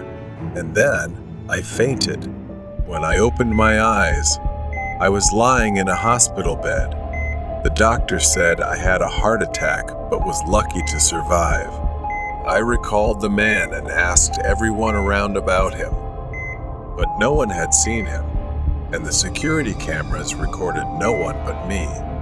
From the video extracted from the camera, it seems that I was talking to myself in front of the hallway door and then collapsed on the floor. It seems that I was taken to the hospital by the neighbors. I was haunted by his final look and his mysterious words. I could never forget that raspy voice. And every time I remember, I feel a chill down my spine. I had once guided a mysterious man, and it had changed my life forever. Whispers behind the door. It's been 9 years since that happened, but I still remember it clearly. In the middle of the city, I rented a small apartment in an old, damp-smelling building. With my job as a waiter, it was all I could afford, just enough to get by. Not long after, something strange began to happen. It started with small noises, almost unnoticeable at first. A faint voice, muttering in the middle of the night. I remember waking up that first night, the sound barely audible, like someone whispering on the other side of the wall. The walls weren't well insulated, so I could hear it. At first, I thought it was a dream. The voice was too distant to make out clearly. But soon, the words became clearer, sharper. Go die. The words echoed in the dark, sending chills down my spine. I sat up, every hair on my neck standing on end. Who would say such a thing? My eyes darted toward the door. I got out of bed, quietly stepping toward the peephole. Slowly, I saw a thin man, shirtless, his face twisted into a wide, terrifying smile. His hand scratched slowly at the door with a single finger, the gentle sound of it sending chills through me. He just stood there, scratching the door and whispering. From that day on, the man became a frequent, unwelcome visitor. Every 2 or 3 nights, he would return, scratching at my door, mumbling, and sometimes singing in a shrill, childlike voice. The sound was terrifying, like a nightmarish lullaby. Every time I looked through the peephole, there he was, whispering threats. I thought about confronting him, flinging the door open, and demanding he stop. But I couldn't see his hands, they were out of view, and I feared he might be holding something dangerous. The mumbling stopped. Everything was silent. I leaned forward, cautiously pressing my ear against the door. Then a loud knock startled me, sending me falling backward. He said, I know you're there. Be careful. But in the daytime, it was as if nothing had happened between us. I'd run into him in the hallway, and he would smile politely, nod, and walk away. I even asked him once why he kept coming to my door at night. He seemed surprised, then confused, denying any knowledge of what I was talking about. One night, I was about to sleep, but I had to grab something from the living room. The mumbling started again, but this time, it felt much closer. I crept toward the bedroom door, checking to make sure it was locked. Thank God it was. But the doorknob turned slowly, rattling as if he was testing it. Then silence for a long while. I didn't know how he had gotten in. I was terrified, but after the silence lasted long enough, I decided to go out and check. I stepped outside.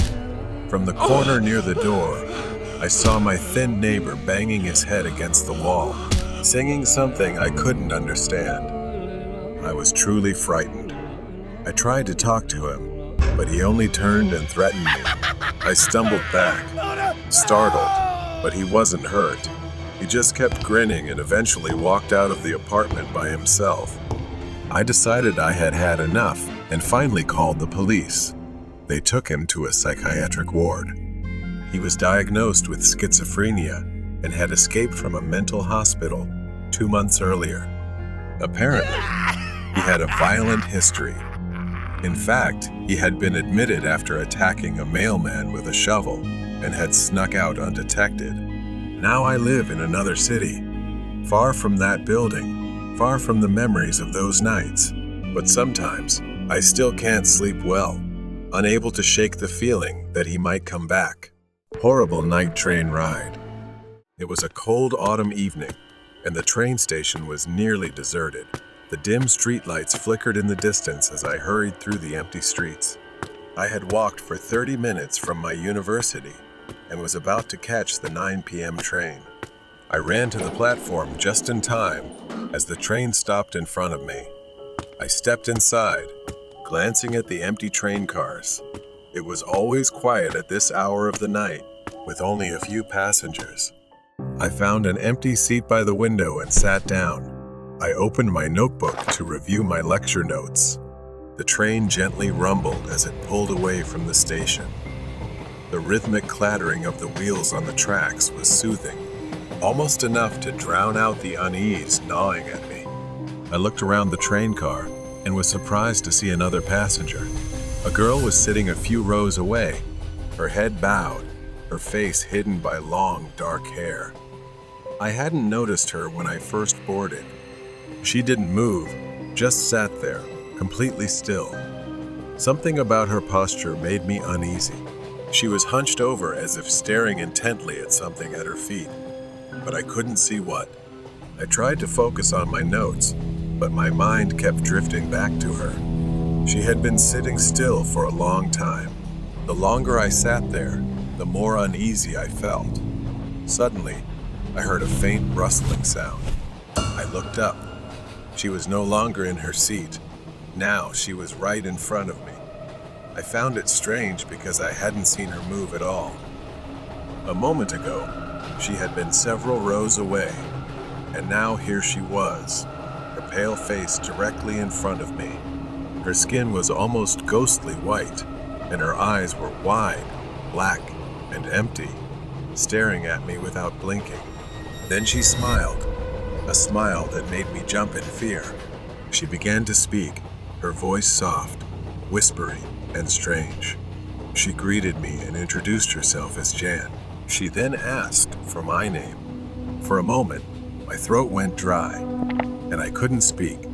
I hesitated, stammering my name. Her smile grew wider, and she tilted her head slightly as if studying me. Nice to meet you, T. Her eyes never blinked, just stared straight into me. I felt a bit uncomfortable, but I tried to remain calm. I told myself she was just a strange student, maybe someone a little socially awkward. After an awkward silence, she finally spoke. She asked me if I had noticed anything strange and why this train was so empty. Then, with a curious tone, she asked if I had heard the rumors. My heart skipped a beat. She leaned closer, whispering, People have gone missing on this train. Everyone at school knows about it. That's why I usually don't take this train. But tonight, I had no choice. Her words sent chills down my spine. I hadn't heard any rumors, but the way she said it, the intensity in her eyes, it gave me goosebumps. I forced a smile, trying to break the tension. I had never heard that story before. I glanced around the empty train car. The train kept moving, the world outside darkening. Suddenly, Jan's expression changed. She froze, her eyes wide as she whispered, trembling, asking if I could hear something. I frowned, straining my ears to listen. I listened harder, but all I could hear was the sound of the train on the tracks and the engine. Her eyes were fixed on the window, her face creased with fear. It's getting louder, She said. Listen carefully. I just wanted to ignore her, to dismiss whatever she was saying. Then, I saw it. A shadowy figure, flickering in and out of view, running alongside the train, its limbs long and distorted. It moved unnaturally fast. I asked what it was, but she didn't answer, her face pale with fear. She whispered, It's coming. The train shook.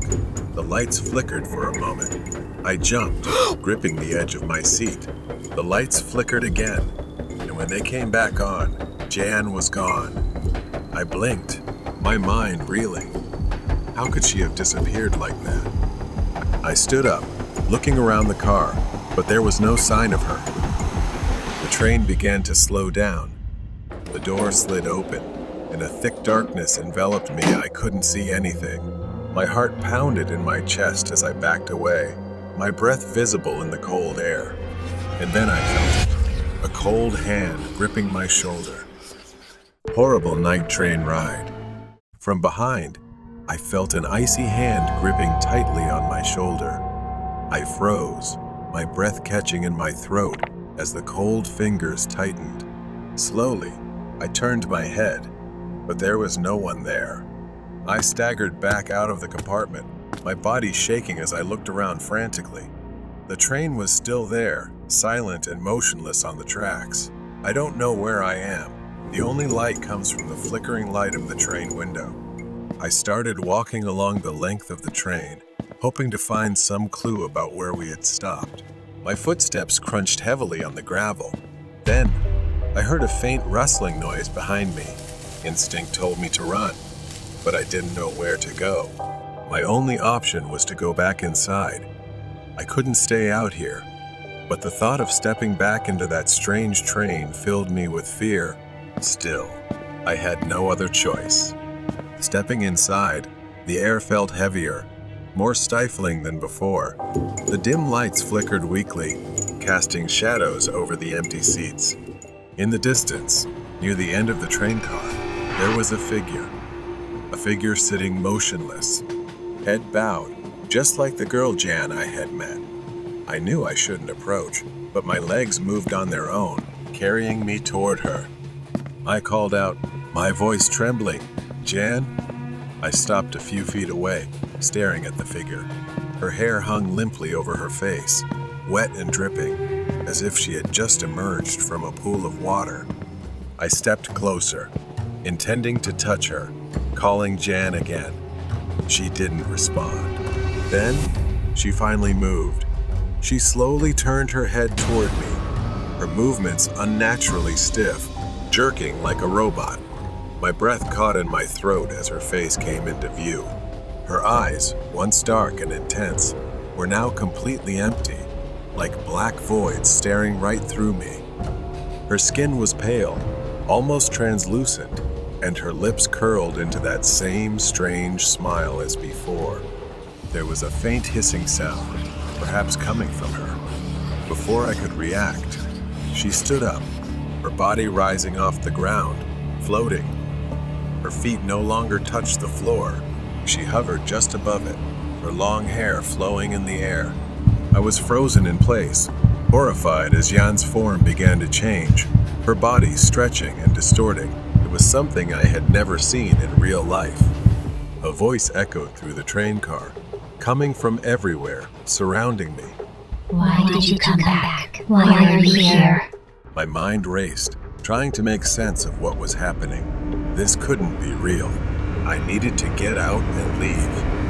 But when I turned to run, I felt something cold and invisible pressing against my chest. I moved like a puppet, being forced back into the seat. The lights flickered violently, casting wild, shaking shadows as if the train had come alive. Suddenly, the whispering stopped. Silence filled the air. I looked up, and there was Jan, floating, her long, translucent fingers reaching toward my face. She told me to come with her, that I could never leave. The cold radiated from her, seeping into my bones, freezing me. Her fingers brushed against my skin, and in that moment, I was no longer on the train. I was floating in an empty void, with nothing but the sound of my own panicked breathing. I tried to move, but I couldn't. My body wouldn't respond. I was trapped. Then, from the darkness, I saw them other figures, floating, drifting. Their forms were distorted, their faces obscured, and their eyes were empty. I couldn't breathe. Was this what happened to the missing passengers? Had they been brought here, into this void, to become part of this nightmare? And was I next? Suddenly, with a violent jerk, I was thrown back into reality. I was in my seat again, gasping for breath, drenched in cold sweat. Jan was gone. The train began to slow down, the familiar sound of the tracks returning. Finally, the train stopped at the station. The doors slid open, revealing an empty platform bathed in dim, flickering light. I staggered off the train, my legs weak and unsteady after what had happened. The doors closed, and as I turned back to look, the train began to move again, disappearing into the darkness. I didn't know if it was truly over. I stood there for a long time, staring into the void where the train had vanished.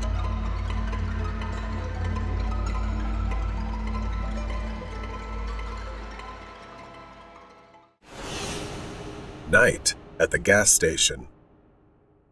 That night, snow fell, freezing cold. The wind howled as I drove into the parking lot of the gas station where I worked the night shift. I had been doing this job for a few months now, from 11 p.m. to 7 a.m., as it fit my personal schedule. My coworker's car was the only other vehicle in the lot.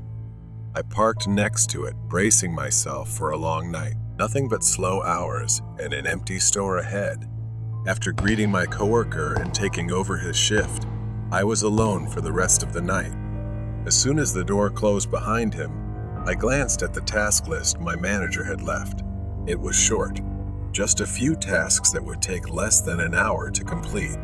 Around midnight, a car pulled into the station, catching my attention. It was an old SUV, pulling up to one of the gas pumps. I glanced out the window for a moment before turning back to my phone. A few minutes passed, then 10. I glanced again, surprised to see the SUV still parked there. The headlights were off, the doors closed, but no one had come in to pay or use the restroom. A strange feeling began to creep over me. I grabbed my coat and stepped out into the freezing cold, the wind biting into my skin. The snow crunched beneath my boots as I walked toward the SUV. I peered through the window, calling out, "Hello? Is anyone in there?" But from what I could see through the frosted glass, the car was empty. A chill ran down my spine, not from the cold, but from the growing unease. There was no one in the SUV.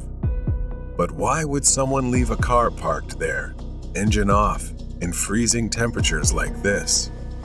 I glanced down and noticed something strange. Footprints in the snow. They led away from the car, but not toward the front of the station. Instead, they extend toward the corner of the gas station.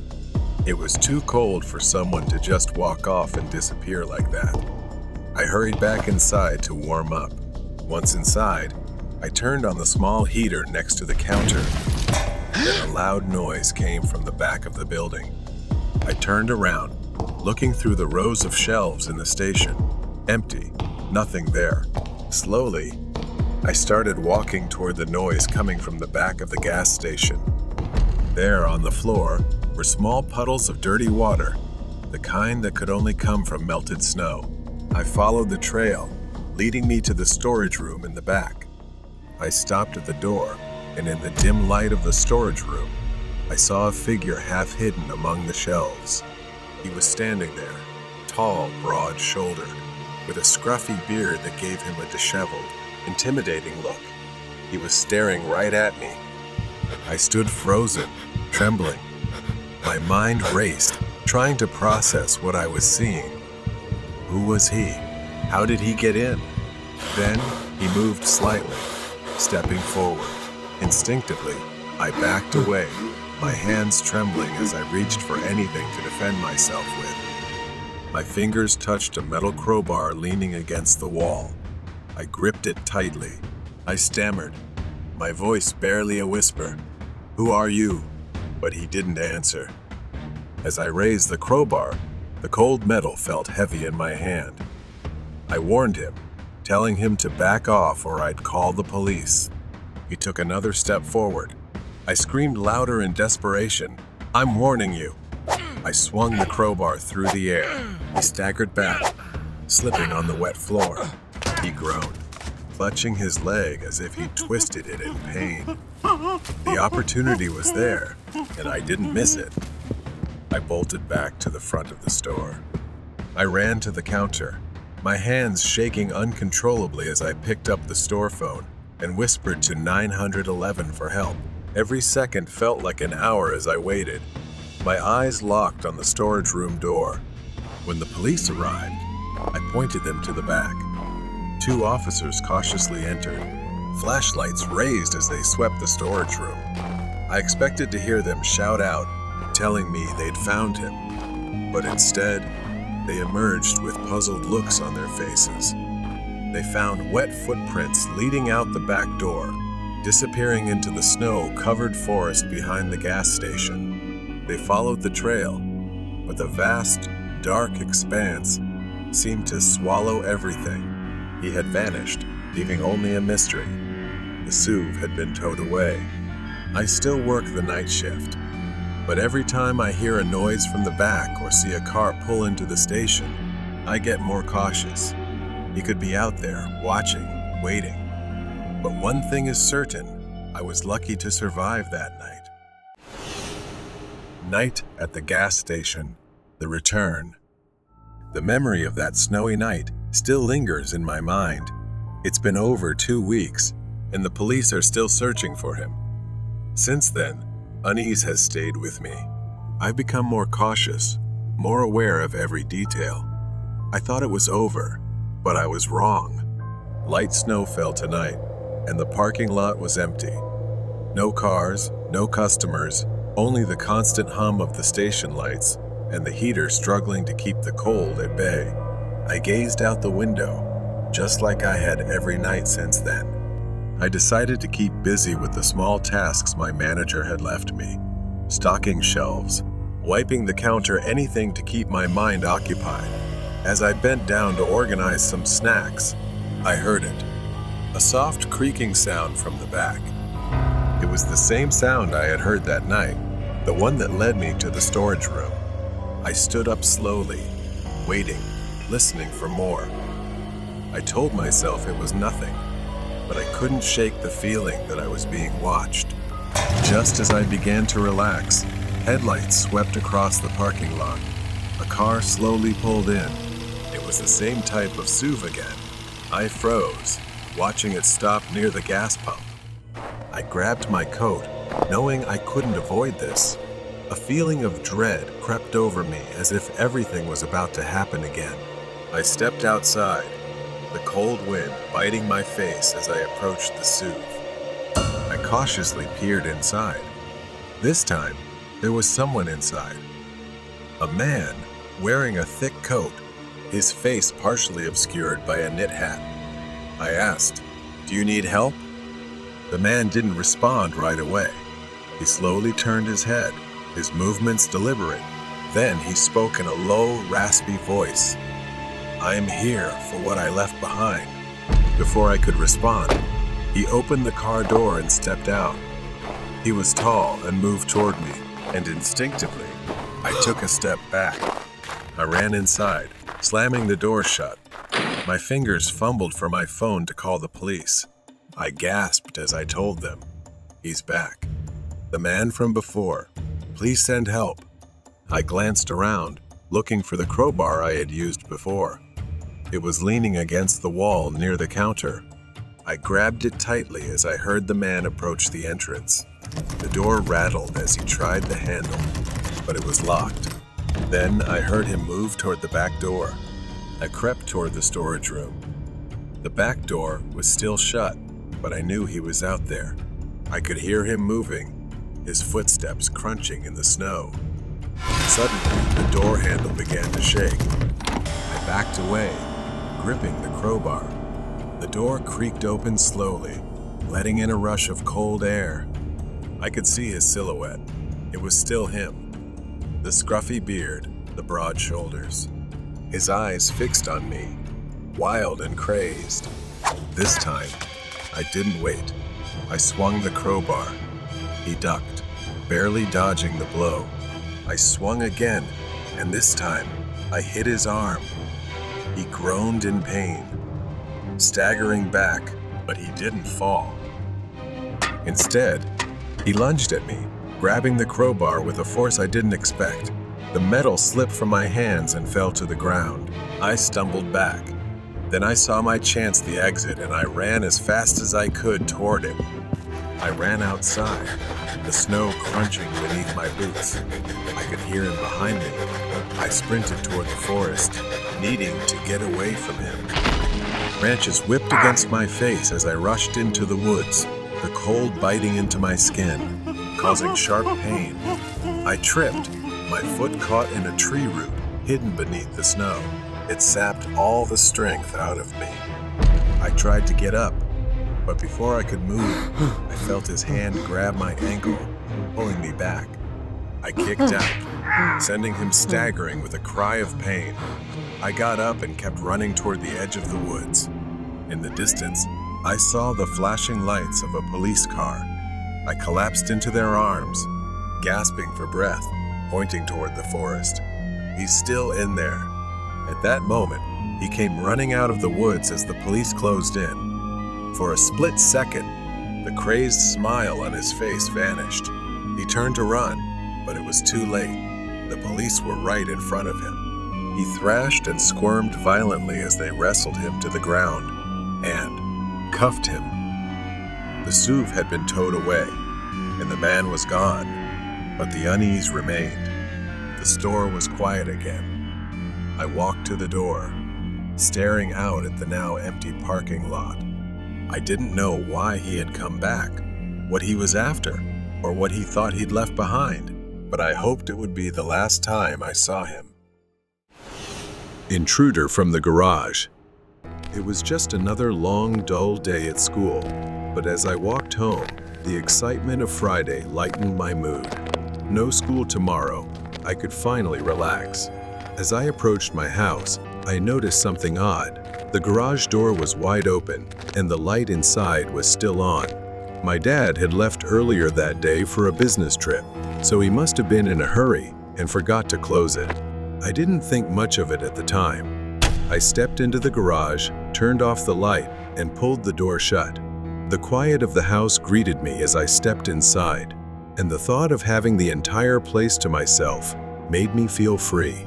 My mom had gone to a friend's house for the evening, so I was all set for a night of gaming and movies. Hours passed as I got lost in my game.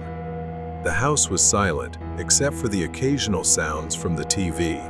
I decided to grab a drink, and as I walked into the kitchen, something caught my attention. The garage light was on again. I froze, a strange, eerie feeling creeping over me. Did I forget to turn it off? Or had my mom come back? But I didn't hear her come in. My heart began to race as I approached the garage door, my steps growing heavier. The moment I stepped into the garage, I saw that every drawer in my dad's workshop area was open. His tools were scattered across the floor, as if someone had been frantically searching for something. But no one was there. I hurried back inside, locking the garage door behind me. Something was wrong. I could feel it. I started heading back to the living room, planning to watch TV and try to calm myself down. Then, from behind me, I heard the garage door handle rattling violently. I froze, staring at the door, watching it shake harder and harder, as if someone on the other side was desperately trying to get in. I grabbed my phone, my hands trembling, as I realized I needed to get out of the house. In my panic, I didn't notice that the noise had suddenly stopped. The silence was eerie, too silent. I ran straight for the front door, my only thought being to escape. But as I entered the living room, I froze in my tracks. Someone was there, a large man, his back turned to me. In his hand, he gripped an axe tightly. It must have been taken from my dad's workshop. I held my breath, terrified that he would turn around and see me. The TV was still playing, masking my footsteps, and I knew this was my only chance. Going upstairs was not an option. I quietly turned back and headed for the back door, trying to stay calm. Once outside, I didn't stop running. I hurried across to my neighbor's house. Panicked, I banged on their door until they let me in. I waited there, staring at my house from across the street, praying the intruder wouldn't come looking for me. I pounded on my neighbor's door, and it felt like hours before Mr. Thompson finally opened it, his face etched with confusion. I told him everything that had happened. Mr. Thompson, a retired firefighter with a strong sense of duty, grabbed a flashlight and an old baseball bat. He assured me he would check the house, and that everything would be fine. Reluctantly, I stayed behind, watching him cross the street. My body was still shaking with fear. My anxiety grew as I watched, unable to shake the feeling that something terrible was about to happen. I had called the police. They were on their way, but the thought of that man in my house, wielding my dad's axe, haunted me. I watched as Mr. Thompson cautiously approached the front door, shining his flashlight across the windows and garage. He disappeared inside. I strained to listen for anything, but everything was eerily silent. Suddenly, I saw him step outside. From across the street, his voice echoed faintly. "There's no one in there. The house is empty." A wave of relief washed over me, but I knew I still needed to stay cautious. As Mr. Thompson began walking back toward me, that gnawing sense of unease returned. Before I could voice my concern, a shadow moved behind him. My blood ran cold. The intruder. He was there, emerging from the dark side of the house, the axe glinting faintly under the porch light. I screamed, trying to warn Mr. Thompson, but it was too late. As he turned, the man lunged at him. A fierce struggle broke out. Mr. Thompson swung the baseball bat, but the intruder was strong.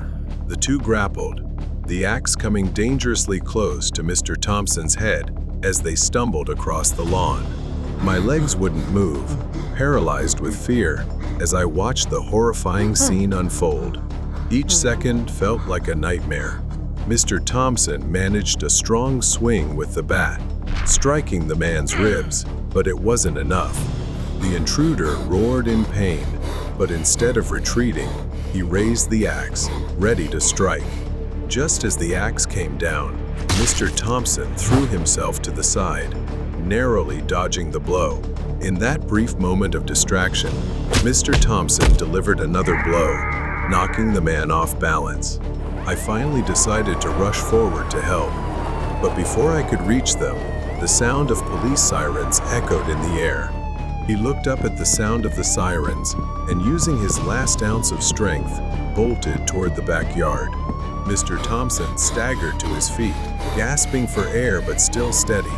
The police arrived just in time, their flashlights cutting through the darkness as they chased after the man.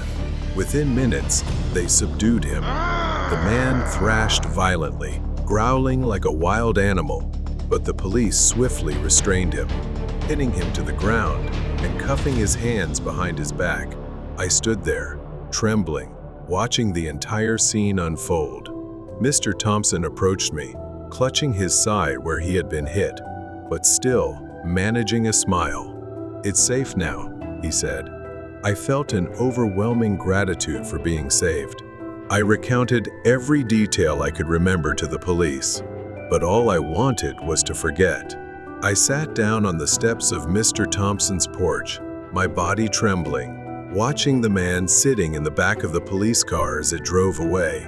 It was over, but the image of the intruder's face, his crazed eyes, and the sound of the axe slicing through the air would haunt me forever. Mr. Thompson sat next to me, placing a reassuring hand on my shoulder. "You did the right thing, kid," he said softly. "It's over now." But deep down, I knew the fear would stay with me. I would never forget how close I came to being caught in the grip of something truly evil. The possession of the red dress. Ben, my best friend, and I went to a remote lakeside campground for a quiet weekend of fishing. The night air was cold, peaceful, with only the crackling of the fire and the occasional splash of a fish jumping out of the water. We were enjoying this calm together. I suggested grilling the fish, and Ben agreed to gather firewood. He went to the forest's edge to find some. Along the way, he found a lot of dry branches scattered around, but then he saw something red in the darkness. As he got closer, he discovered a red dress. After a while, Ben returned with a bundle of firewood wrapped in the red dress. He intended to use it to start the fire, but I didn't pay much attention or think twice about using it as kindling. Not long after, We chatted while waiting for the fish to cook, but after a few seconds, Ben's face suddenly changed. When he stopped speaking, he made a strange noise from his throat. His attitude shifted, becoming oddly restless. Ben's eyes grew wild, and he suddenly became aggressively irrational. He grabbed the fish from the fire and started devouring it, even though it was still raw, as if he found it irresistibly delicious. I didn't understand why he was acting like that, but I was concerned the fish wasn't cooked. I decided to stop Ben from eating it all, fearing it might make him sick. Ben suddenly went berserk, yelling at me to give him the fish. That's when I realized something terrible had happened. Ben seemed to have lost his mind and control. Panicking, I had to restrain my friend. Eventually, I managed to calm Ben down, and he fell asleep. I was about to leave, planning to take him to the hospital to make sure he was okay. Since the situation seemed to have passed, I decided to take Ben home. It looked like it might rain, so we quickly left. It started pouring heavily. As I drove back, I couldn't shake the feeling that something dark had been awakened by the red dress. Ben went home to his wife, but things got worse. That night, Ben started sleepwalking, something he had never done before. In the late hours, his wife was awakened by a strange noise. She saw him rummaging through the closet. He kept saying, "Wait for me," throwing clothes around, not responding to his wife, until he found his wife's red dress in the closet. Ben pulled it out and stared at it for a moment, then decided to put it on and went to bed, as if nothing had happened. His wife assumed he was just sleepwalking, so she said nothing. Ben's wife noticed that things were becoming increasingly strange since Ben went fishing with me, so she came to me for help. I returned to the lake, hoping to uncover or find something. I built a large fire to keep wild animals away from the old campsite. I returned to the old campsite.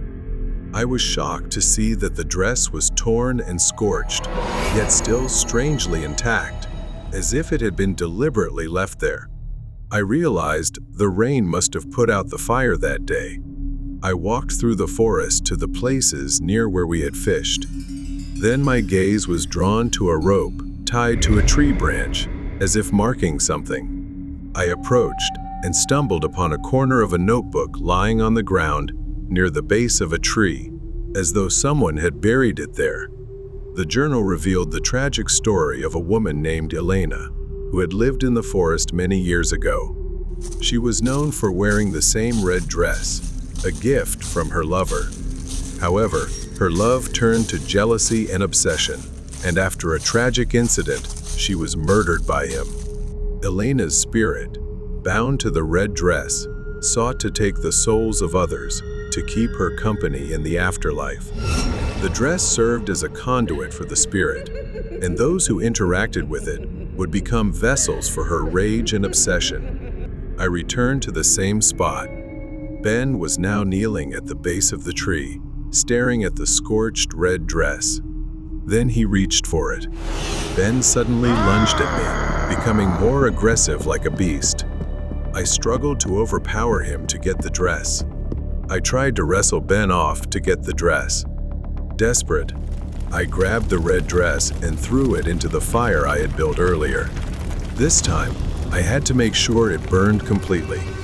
As the dress burned, Ben collapsed to the ground, his face twisted in agony, as if he had just woken up from a terrible nightmare. Ben's eyes were filled with confusion and horror as he stared at the dress still burning. In the days that followed, Ben tried to return to normal life, but he remained haunted by the red dress and the woman in the forest. Every time he saw the color red, he became terrified. After everything that happened, I too was affected by what I had witnessed, but I tried to forget it, believing the worst was finally behind us. The Bloody Delivery. A quiet, secluded suburban neighborhood with winding streets and houses far apart. My name is Nick, and I'm just a pizza delivery guy trying to make a living. Tonight is cold and rainy, the kind of night where windshield wipers have to work overtime. I've been driving these streets for months now, delivering pizzas to people who barely acknowledge me. It's just a job, nothing special. But tonight, I stopped at the same old house. The house that always orders pizza at the strangest hours. It's so remote and isolated. It feels like it belongs to another universe. I've been here so many times I've lost count, but there's always been something off about it. I parked in front of the isolated house at the edge of town, stopping at the end of the gravel driveway, headlights illuminating the crumbling porch. The house looked like it hadn't been cared for in years. Overgrown grass, dusty windows, darkened by old curtains swaying in the wind. I took a deep breath, grabbed the pizza box, and stepped up to the front door, knocking on the heavy wooden frame that echoed loudly. For a moment, nothing. Then, the door creaked open. A woman stood there, her faint smile barely lighting up her pale face, illuminated by dim light from inside. Yet her eyes were distant, unfocused, shadowed. "Here's your pizza," I said cheerfully, trying to shake off the unease creeping up my spine. She reached out for the pizza box, her hand extending. But something about her hand caught my eye. As I handed it to her, I noticed bruises, dark, swollen marks on her pale skin, as if they'd been there for days. I froze for a second, standing there, unsure if I should say something, but decided against it. I quickly withdrew my hand and forced a smile.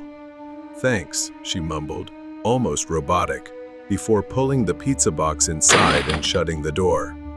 I got back in my car and sat for a moment, thinking. The rain kept pouring, and the world outside felt heavy. I couldn't shake the image of her trembling hand as she took the pizza box from me. But I drove away, trying to push it out of my mind. It was just a strange coincidence, I told myself. Weeks passed. Same routine. I delivered pizza to the same house every few days. I started to feel uneasy, my curiosity growing. One evening, after handing her the pizza, I hesitated and asked, "Excuse me? May I ask something?" But the woman only smiled faintly, shook her head, and closed the door, leaving me unsettled. Each time, the bruises and scratches on her hands seemed worse, this time even on her face, as if they had just healed and then reappeared. My instincts told me something was very wrong. Tonight, there was no regular order, but then I noticed something strange, a note hastily written in black ink, taped to the door. It read, "Deliver to the back door. Knock 3 times, hard." I followed the instructions.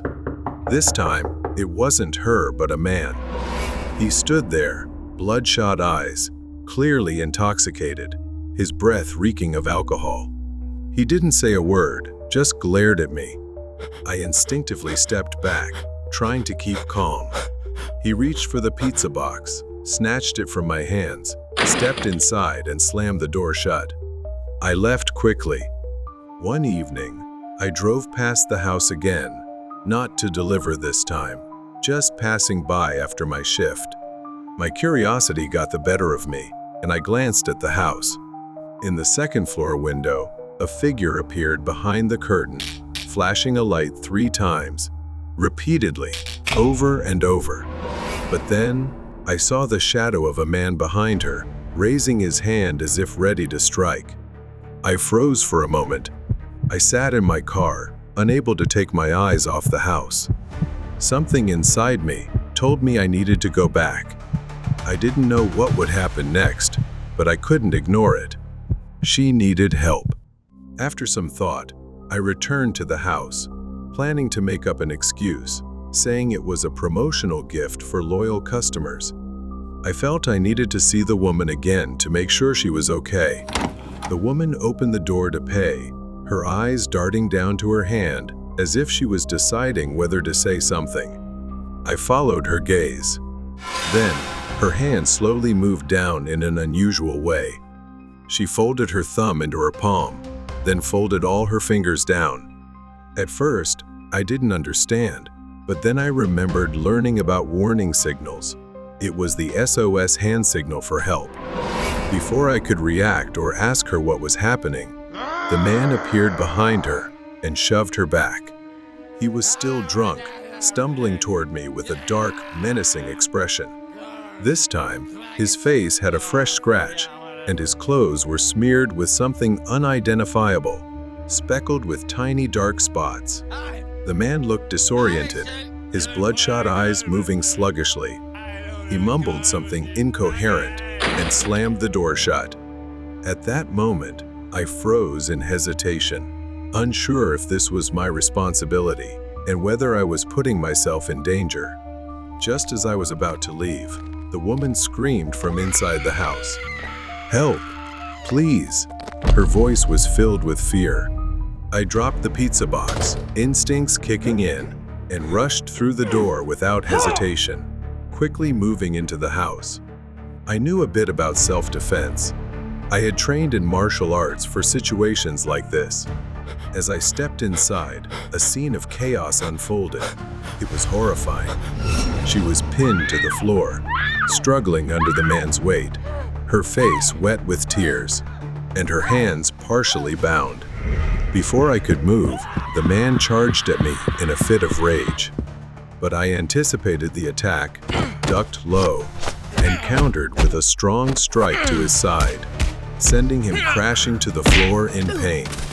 Seizing the moment, I pinned him to the floor and used the rope he was tying the woman with to restrain him temporarily, long enough to keep him away from her. He was arrested shortly after, and the truth behind that house came to light. Her name was Angela. The man was her ex-husband. The two had gone through a court-ordered divorce. After she refused to reconcile with him, he kidnapped and tortured her, planning to force her into submission. His recent behavior was the result of a psychotic episode. His obsession turned deadly when she tried to escape. After the incident, I decided to quit my job, unwilling to continue such a dangerous line of work. Angela is now living a happy life with her daughter and her new husband. Weird night at school. I work the night shift as a janitor at a local school. This job is ideal for anyone who enjoys solitude. It's just me, the empty school, and my mop bucket. I only talk to my coworker when it's absolutely necessary. Most of the time, we split the school and don't see each other during the entire shift. One night, the whole school was completely silent. The only sound was the occasional echo of my mop hitting the floor. I've done this thousands of times, but something about this night felt different, like something was watching me from the darkness. I brushed it off and continued cleaning, walking through each hallway. I wore my headphones, playing music softly enough to still hear if someone was around, but everything seemed normal. I took a short break to change the water in my mop bucket. When I came back, I noticed something strange. The wet floor sign I had set up earlier was knocked over. I sighed and went to pick it up, but that's when I saw them small, wet footprints leading away from the sign and down the hallway. I followed the footprints down the hallway, leading to the stairs up to the second floor. The footprints stopped at the top of the stairs. I paused, trying to hear anything. Then, I saw something move out of the corner of my eye. It was fast, a flash of movement at the end of the hall. My pulse quickened, and I hurried to the end of the hall, but no one was there. Just then, I heard faint laughter, like the giggle of a child. It echoed through the empty school, sending chills down my spine. I turned around, looking for the source of the laughter, but saw no one. A loud crash suddenly broke the silence. The sound came from the first floor. My mop bucket, which I had just filled with clean water, was tipped over, spilling water all over the floor. My blood boiled with frustration. Someone was messing with me, and I wasn't in the mood for games. I grabbed a dry mop and started cleaning up. As I worked, I couldn't shake the feeling of being watched. My mind raced, trying to figure out what was going on. Were there still students in the building, or had someone snuck in after hours? I decided to talk to my coworker. Maybe she had seen something too. She laughed and told me I was messing with her. She looked at me, completely confused, shaking her head. I've been here the whole time. I couldn't make sense of it. I left her station, more confused than ever, and went back to work. Another hour passed. I was trying to make up for lost time when, without warning, the entire school went dark. For a moment, I was surrounded by darkness. Then the emergency lights flickered on, bathing everything in a dim red glow. It was unsettling, like the entire building had turned into the set of a horror movie. I knew where the electrical room was, and since I had the keys, I decided to head there to fix the lights. But before I could get there, I heard a scream. My coworker's scream, filled with fear, echoed through the school. I ran toward the electrical room, fear rising inside me. When I reached the door, I noticed it was slightly ajar. My heart pounded in my chest. When I pushed the door open, expecting to see my coworker inside, instead, there was a figure standing in the darkness. I couldn't make out who it was, but something was wrong. My blood ran cold as the figure moved closer, its movements unnatural, almost jerky. I reached for my phone, but before I could pull it out of my pocket, the figure lunged forward and slammed the door in my face. Panic overwhelmed me. I staggered back. I had to get out of there. I ran, my legs moving faster than ever. I needed to find my coworker. When I reached her area, her mop bucket was lying in the middle of the hallway, but she was gone, no sign of her. I called out her name, but there was no reply. The only sound was that faint laughter again, echoing through the empty hallway. The whispering froze me in place, my heart pounding in my chest. I quickly turned around, gripping the mop handle tightly, ready to defend myself. I started walking again, my steps slow and cautious, my senses on high alert. This wasn't just a prank.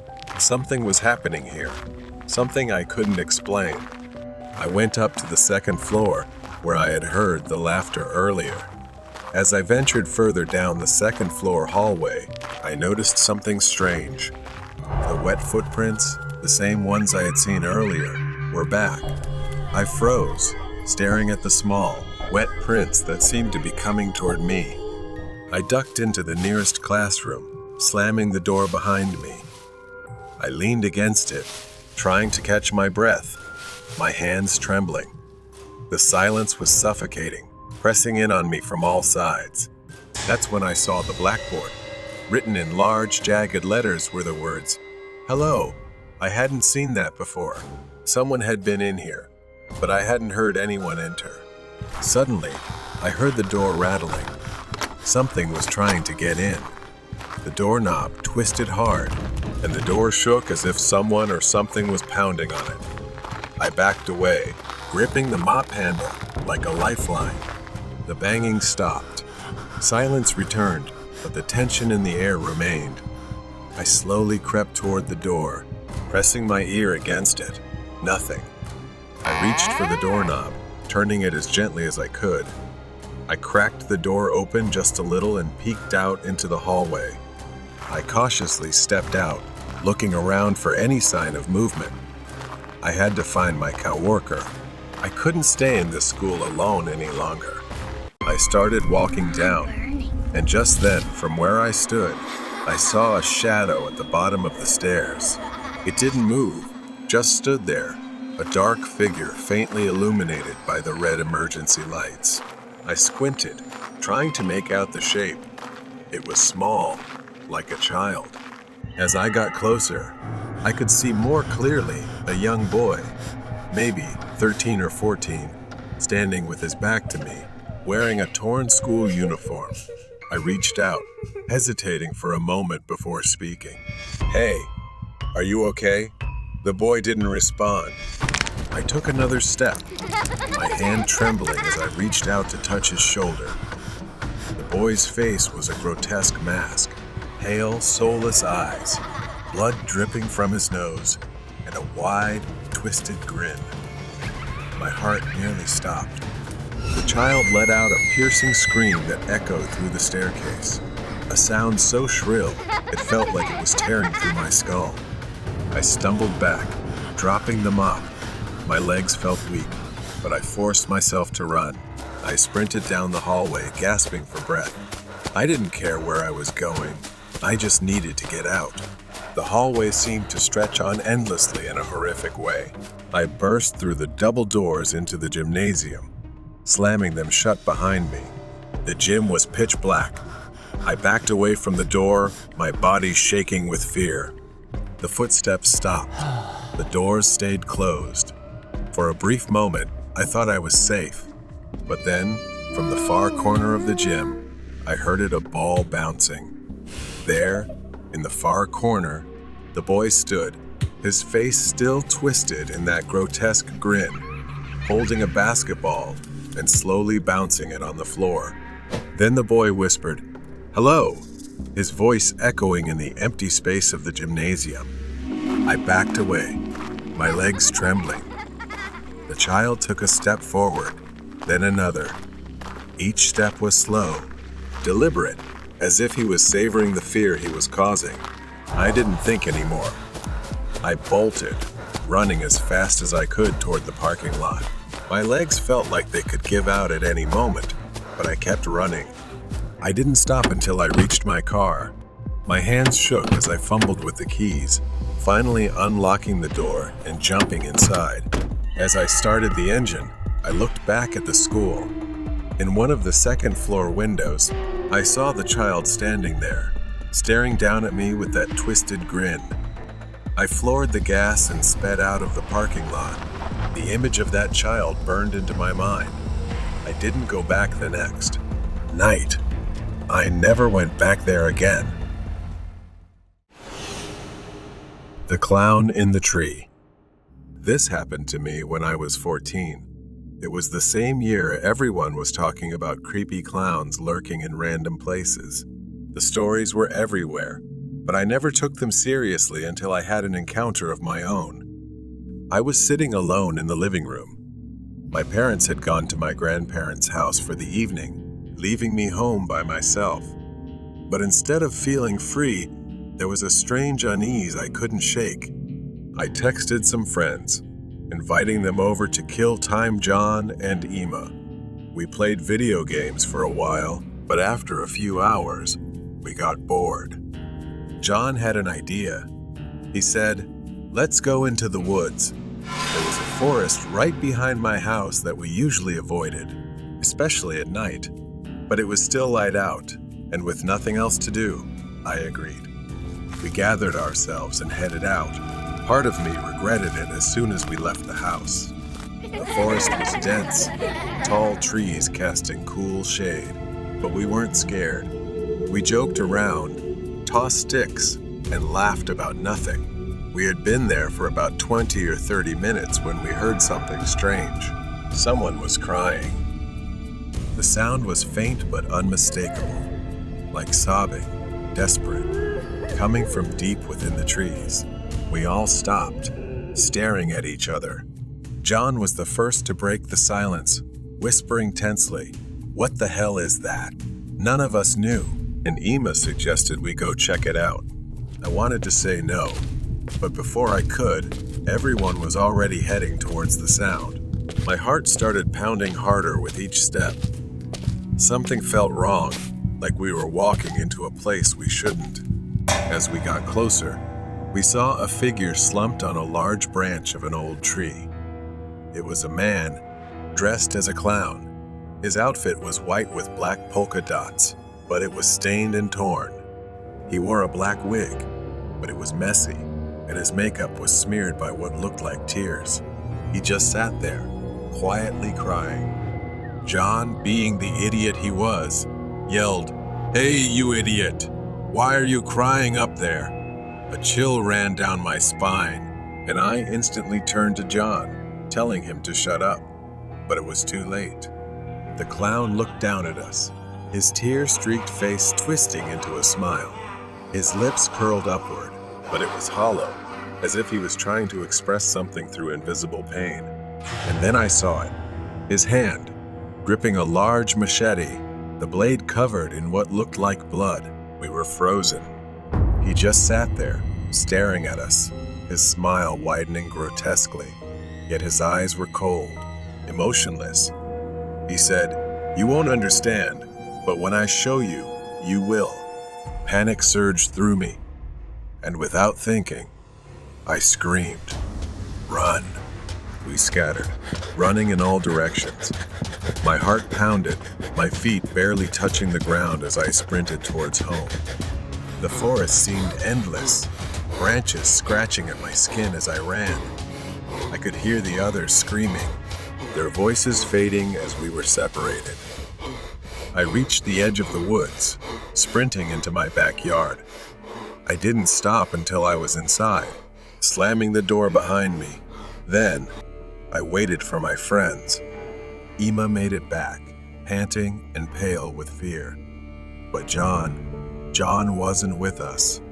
We waited for him, hoping he'd burst through the door, laughing about how scared we were. But then we waited, and no one came. We called the police. They came and searched the forest. We told them everything: the clown, the machete, the crying. They didn't seem surprised. It turned out the man we saw was a local. He had been on the run for days. The police said he was a heavy drug user who had killed his wife and left her body wrapped in a white sheet.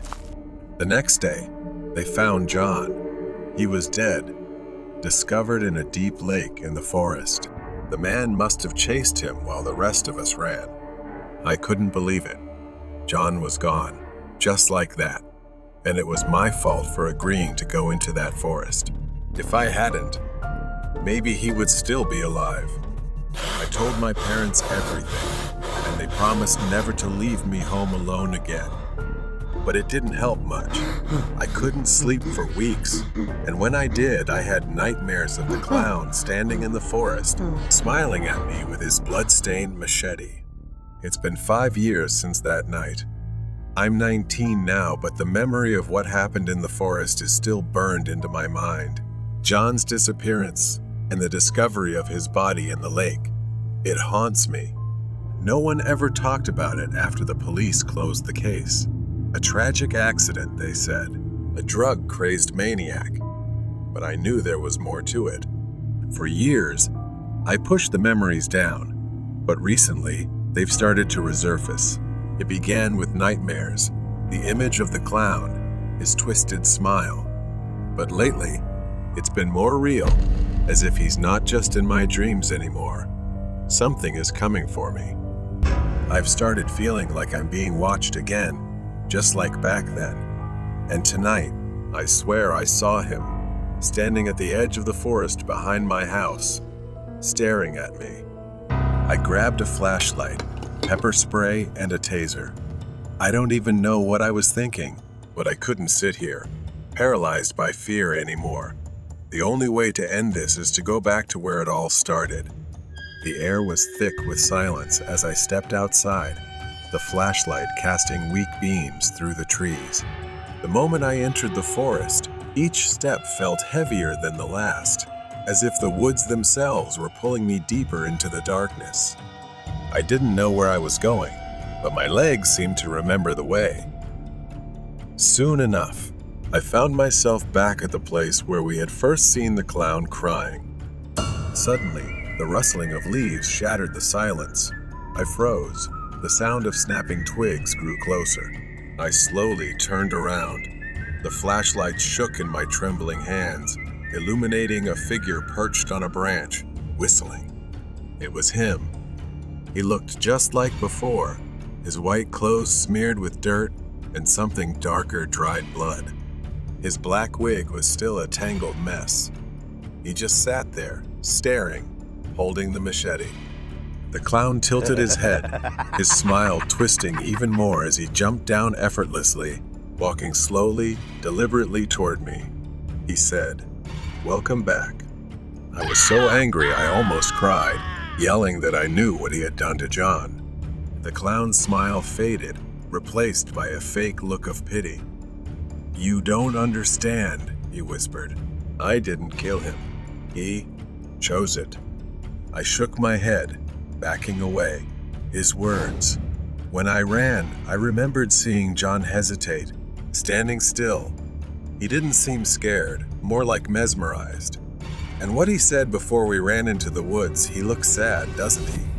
I snapped back to reality as the clown got closer, saying that when it was my turn, I'd understand. His words hit me like a punch. I stumbled backward, tripping over a fallen branch.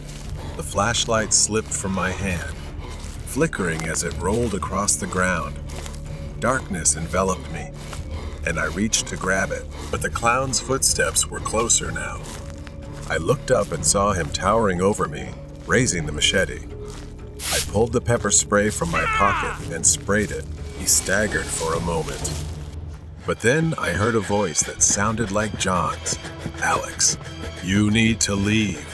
I don't know how. I didn't look back at the clown. I just ran. His laughter echoed behind me. Suddenly, I was standing in my backyard, alone. The forest was quiet now, the house dark and still. I rushed inside and called the police, convinced he was still out there. When the police arrived this time, he was there.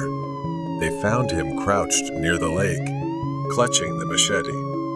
His clothes were soaked in blood and dirt. He didn't resist when they approached. Later, they interrogated him for hours. The clown believed he was chosen to lead people to the other side. The police dismissed it as the ramblings of a madman. But even then, I knew something darker was at play. Scary night at the toy store. The night sky was heavy, and the large parking lot outside a quiet toy store was dimly lit by a few sparse streetlights. The store was about to close, and Sana, a woman in her 30s, walked toward the entrance. She held a list tightly in her hand. Her daughter's 6th birthday was coming up soon. Inside, the store was nearly empty. Sana walked past shelves filled with toys. She felt excited as she picked up stuffed animals and birthday decorations. As she walked, she had the unsettling feeling that someone was watching her. She glanced over and saw a man at the end of the aisle. He wore a long black coat and had a hat pulled low over his face. He just stood there, staring at her. Sana immediately looked away, pretending not to notice, but she could feel his eyes burning into her. She grabbed the last item on her list and moved to a different aisle, hoping to shake the strange and uneasy feeling. For the next 15 minutes, she tried to continue shopping, moving through different parts of the store. She hurried through checkout, her nerves on edge. After paying, she headed for the exit. The parking lot was almost empty, except for her car and a suspicious gray SUV parked nearby. The vast emptiness made the SUV's proximity unsettling. As she neared her car, Sana's heart raced when she heard a car door open from the other side of the SUV. The man in the black coat emerged from around the SUV. It was the same man from the store. Her fear began to rise as she recognized him. She thought she needed to hide for a while. Sana hurried inside, her breath quickening. The store was nearly empty now, and the isolation was overwhelming. She moved through the aisles, trying to lose the man in the maze of shelves. Every few minutes, she glanced over her shoulder. The man was there, trailing her through the store. He kept his distance, but never let her out of his sight. Her hands trembled as she pulled out her phone. She quickly dialed her husband, and when he answered, she whispered urgently into the phone. He promised he would be there in less than 10 minutes. The minutes felt like hours as she moved around the store, pretending to browse but always keeping an eye on the man. At one point, he seemed to lose interest and walked toward the exit, but as Sana neared the checkout counter, he lined up right behind her. The air felt stifling. She quickly moved through rows of stuffed animals and dolls, praying that the man wouldn't see her anymore. She crouched behind a shelf, pressing her back against it. She looked around, but didn't see him anywhere. For a moment, she dared to hope that he had really left. But then, the soft sound of footsteps on the floor shattered her illusion of safety. He rounded the corner, his figure looming larger as he got closer. Sana's back pressed against the shelf, and a row of dolls wobbled. She flinched in fear as one of them fell to the ground with a soft thud. The man stopped just a few feet away. She glanced, her eyes alert, watching his every move. This close, she could make out more details. His gloved hands, the lower part of his face visible beneath the brim of his hat. A faint, crooked smile tugged at the corner of his mouth. He took another step toward her. He reached into his coat, and for a moment, Sana's heart stopped. Was he pulling out a weapon? What was he about to do? Suddenly, headlights swept across the parking lot as a car pulled in. Sana's husband had arrived, and his car stopped right in front of the toy store. The man glanced toward the lights, his expression stiffening, growing cautious.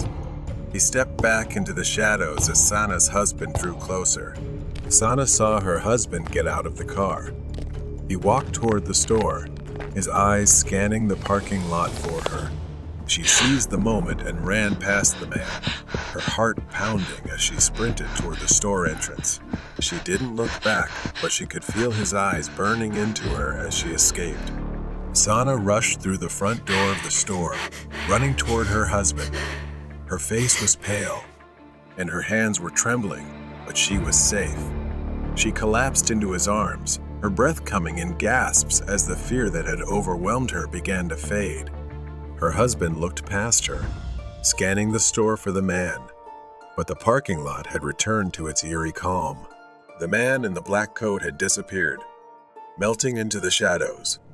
Her husband gripped the steering wheel, ready to drive them home, but Sana couldn't shake the feeling that this wasn't over. Later that night, Sana's phone rang. It was a call from the local police station. The man had been caught. They wanted her to come in and give a statement. The man had been arrested just hours after leaving the parking lot. A patrol car had spotted his SUV parked suspiciously in another lot near a shopping mall. When the police approached him casually, he resisted arrest, acting erratically. Sana listened intently as the detective began revealing disturbing details that had come to light after his arrest. During questioning, the man, identified as Dennis, initially refused to cooperate. He claimed he was just shopping late and looking for lost car keys, but his story quickly unraveled. The police found disturbing evidence inside his SUV, items that made Sana's skin crawl. First, there was a knife, wrapped in cloth and hidden under the passenger seat. It wasn't an ordinary knife. The blade was worn, and the handle was smooth from years of use. Next to it was a set of duct tape, rope, and zip ties, all stashed in a small canvas bag. Dennis had likely planned something far worse than just following her. The real horror came when they found the photos. Many were of women, all taken from a distance, some in grocery stores, others as they left malls, a few while walking their dogs. And then Sana's breath caught in her throat. Scattered among the pictures were photos of her, some from the toy store that night, and many others taken before. They were taken when she dropped her daughter off at school, when she went grocery shopping, and even when she left her apartment.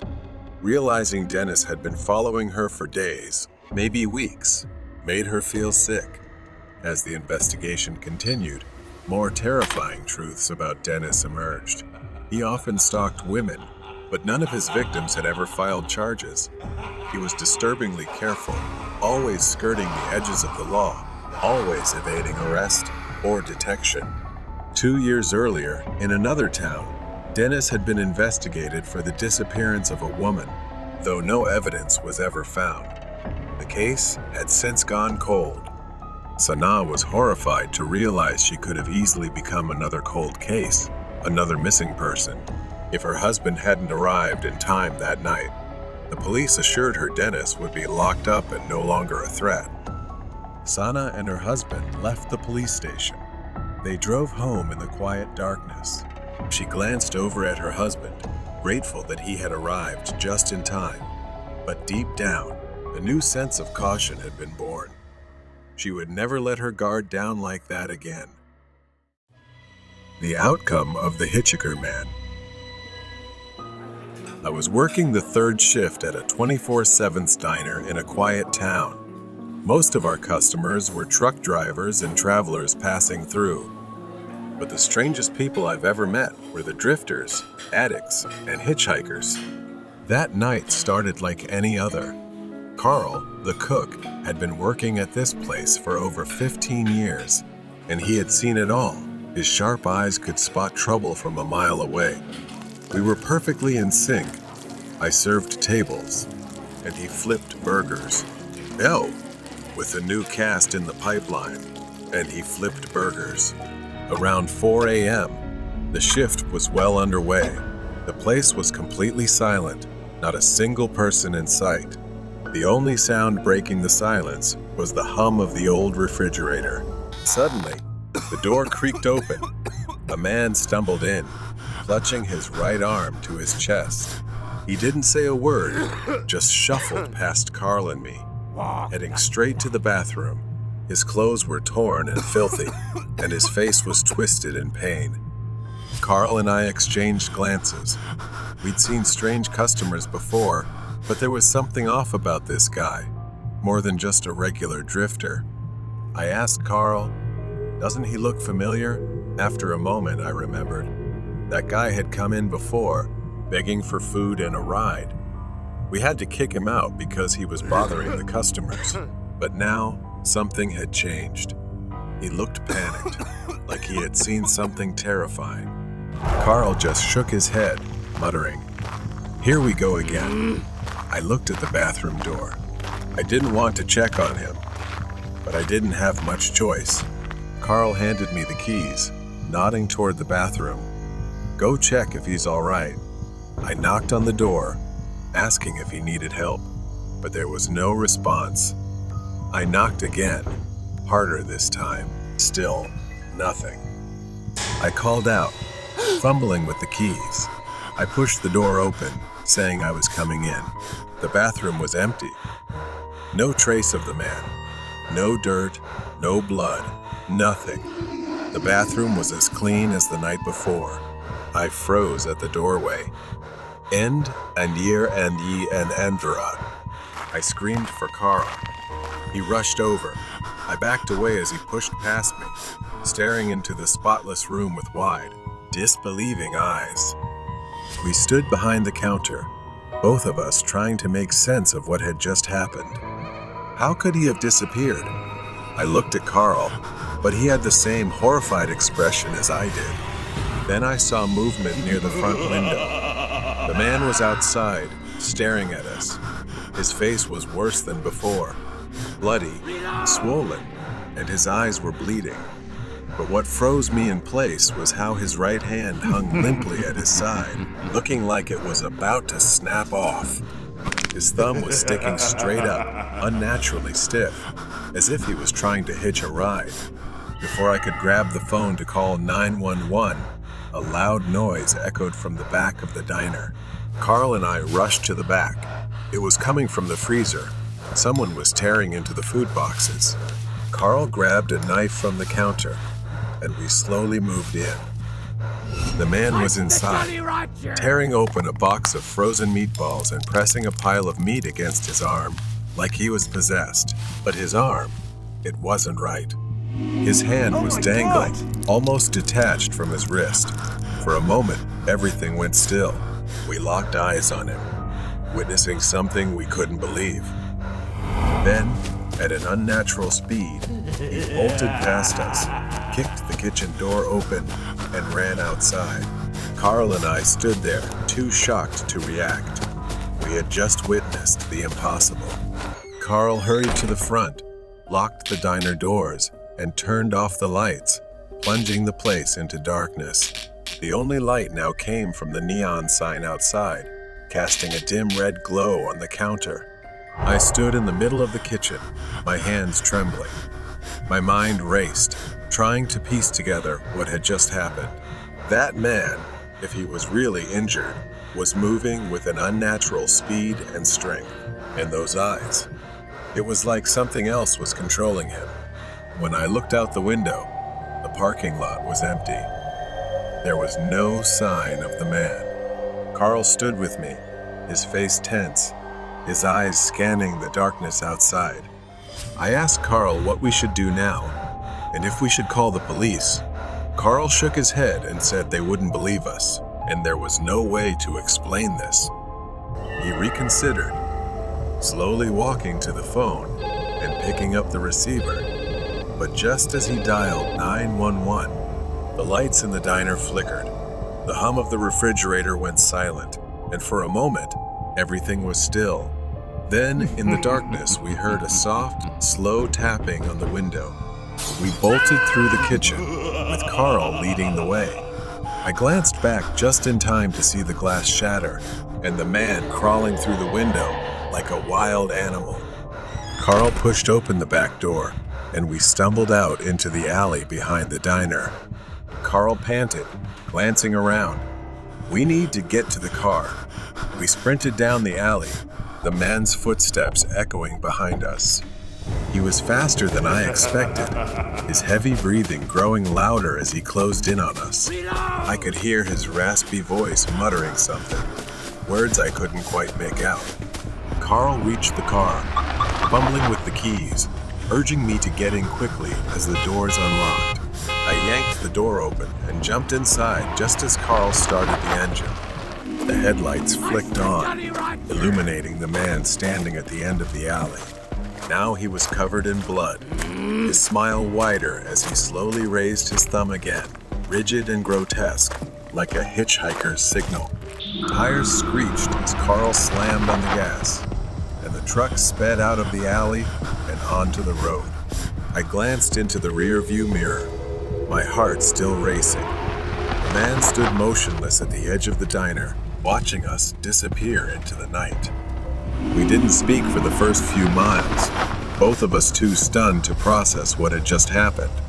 We drove in silence for the next hour, trying to put as much distance as possible between us and that place, but I couldn't shake the feeling that it wasn't over. I eventually called the police to report the incident. To my surprise, they told us to head toward a location near the diner. They confirmed that a man matching that description had been reported. A man had been killed in a hit-and-run accident near the ramp, not far from the diner.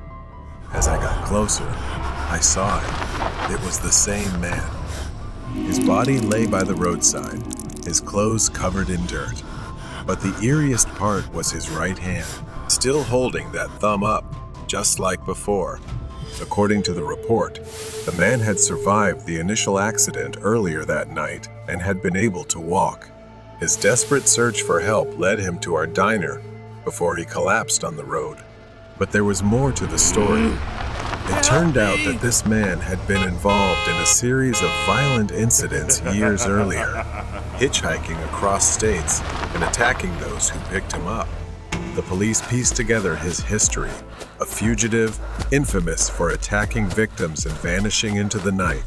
The accident had broken his body, but it didn't kill him immediately. He had stumbled into the diner, seeking refuge, only to return to the streets, where he was eventually found dead. The police said he had been trying to use his injury to manipulate others. We were lucky to have escaped him. As I stood in the parking lot, staring at the diner, everything started to make sense. The man wasn't a ghost. He was real. Maybe he had finally paid the price in the same way he had hurt others on the road. That was where his twisted journey had come to an end. The hitchhiker's nightmare. The chilly spring air bit at my skin.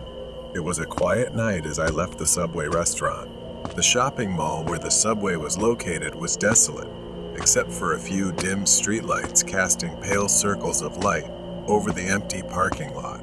Though the place was somewhat old and empty, the quality was decent, and it was only a 5 to 10 minute drive from my house. As I caught movement out of the corner of my eye, I saw a man walking past the stores. He was tall, disheveled, wearing sweatpants and a dingy t-shirt. As he passed by the window, he glanced at me. It was only a brief look, but something about him left me feeling uneasy. I brushed it off, telling myself it was nothing, just some guy.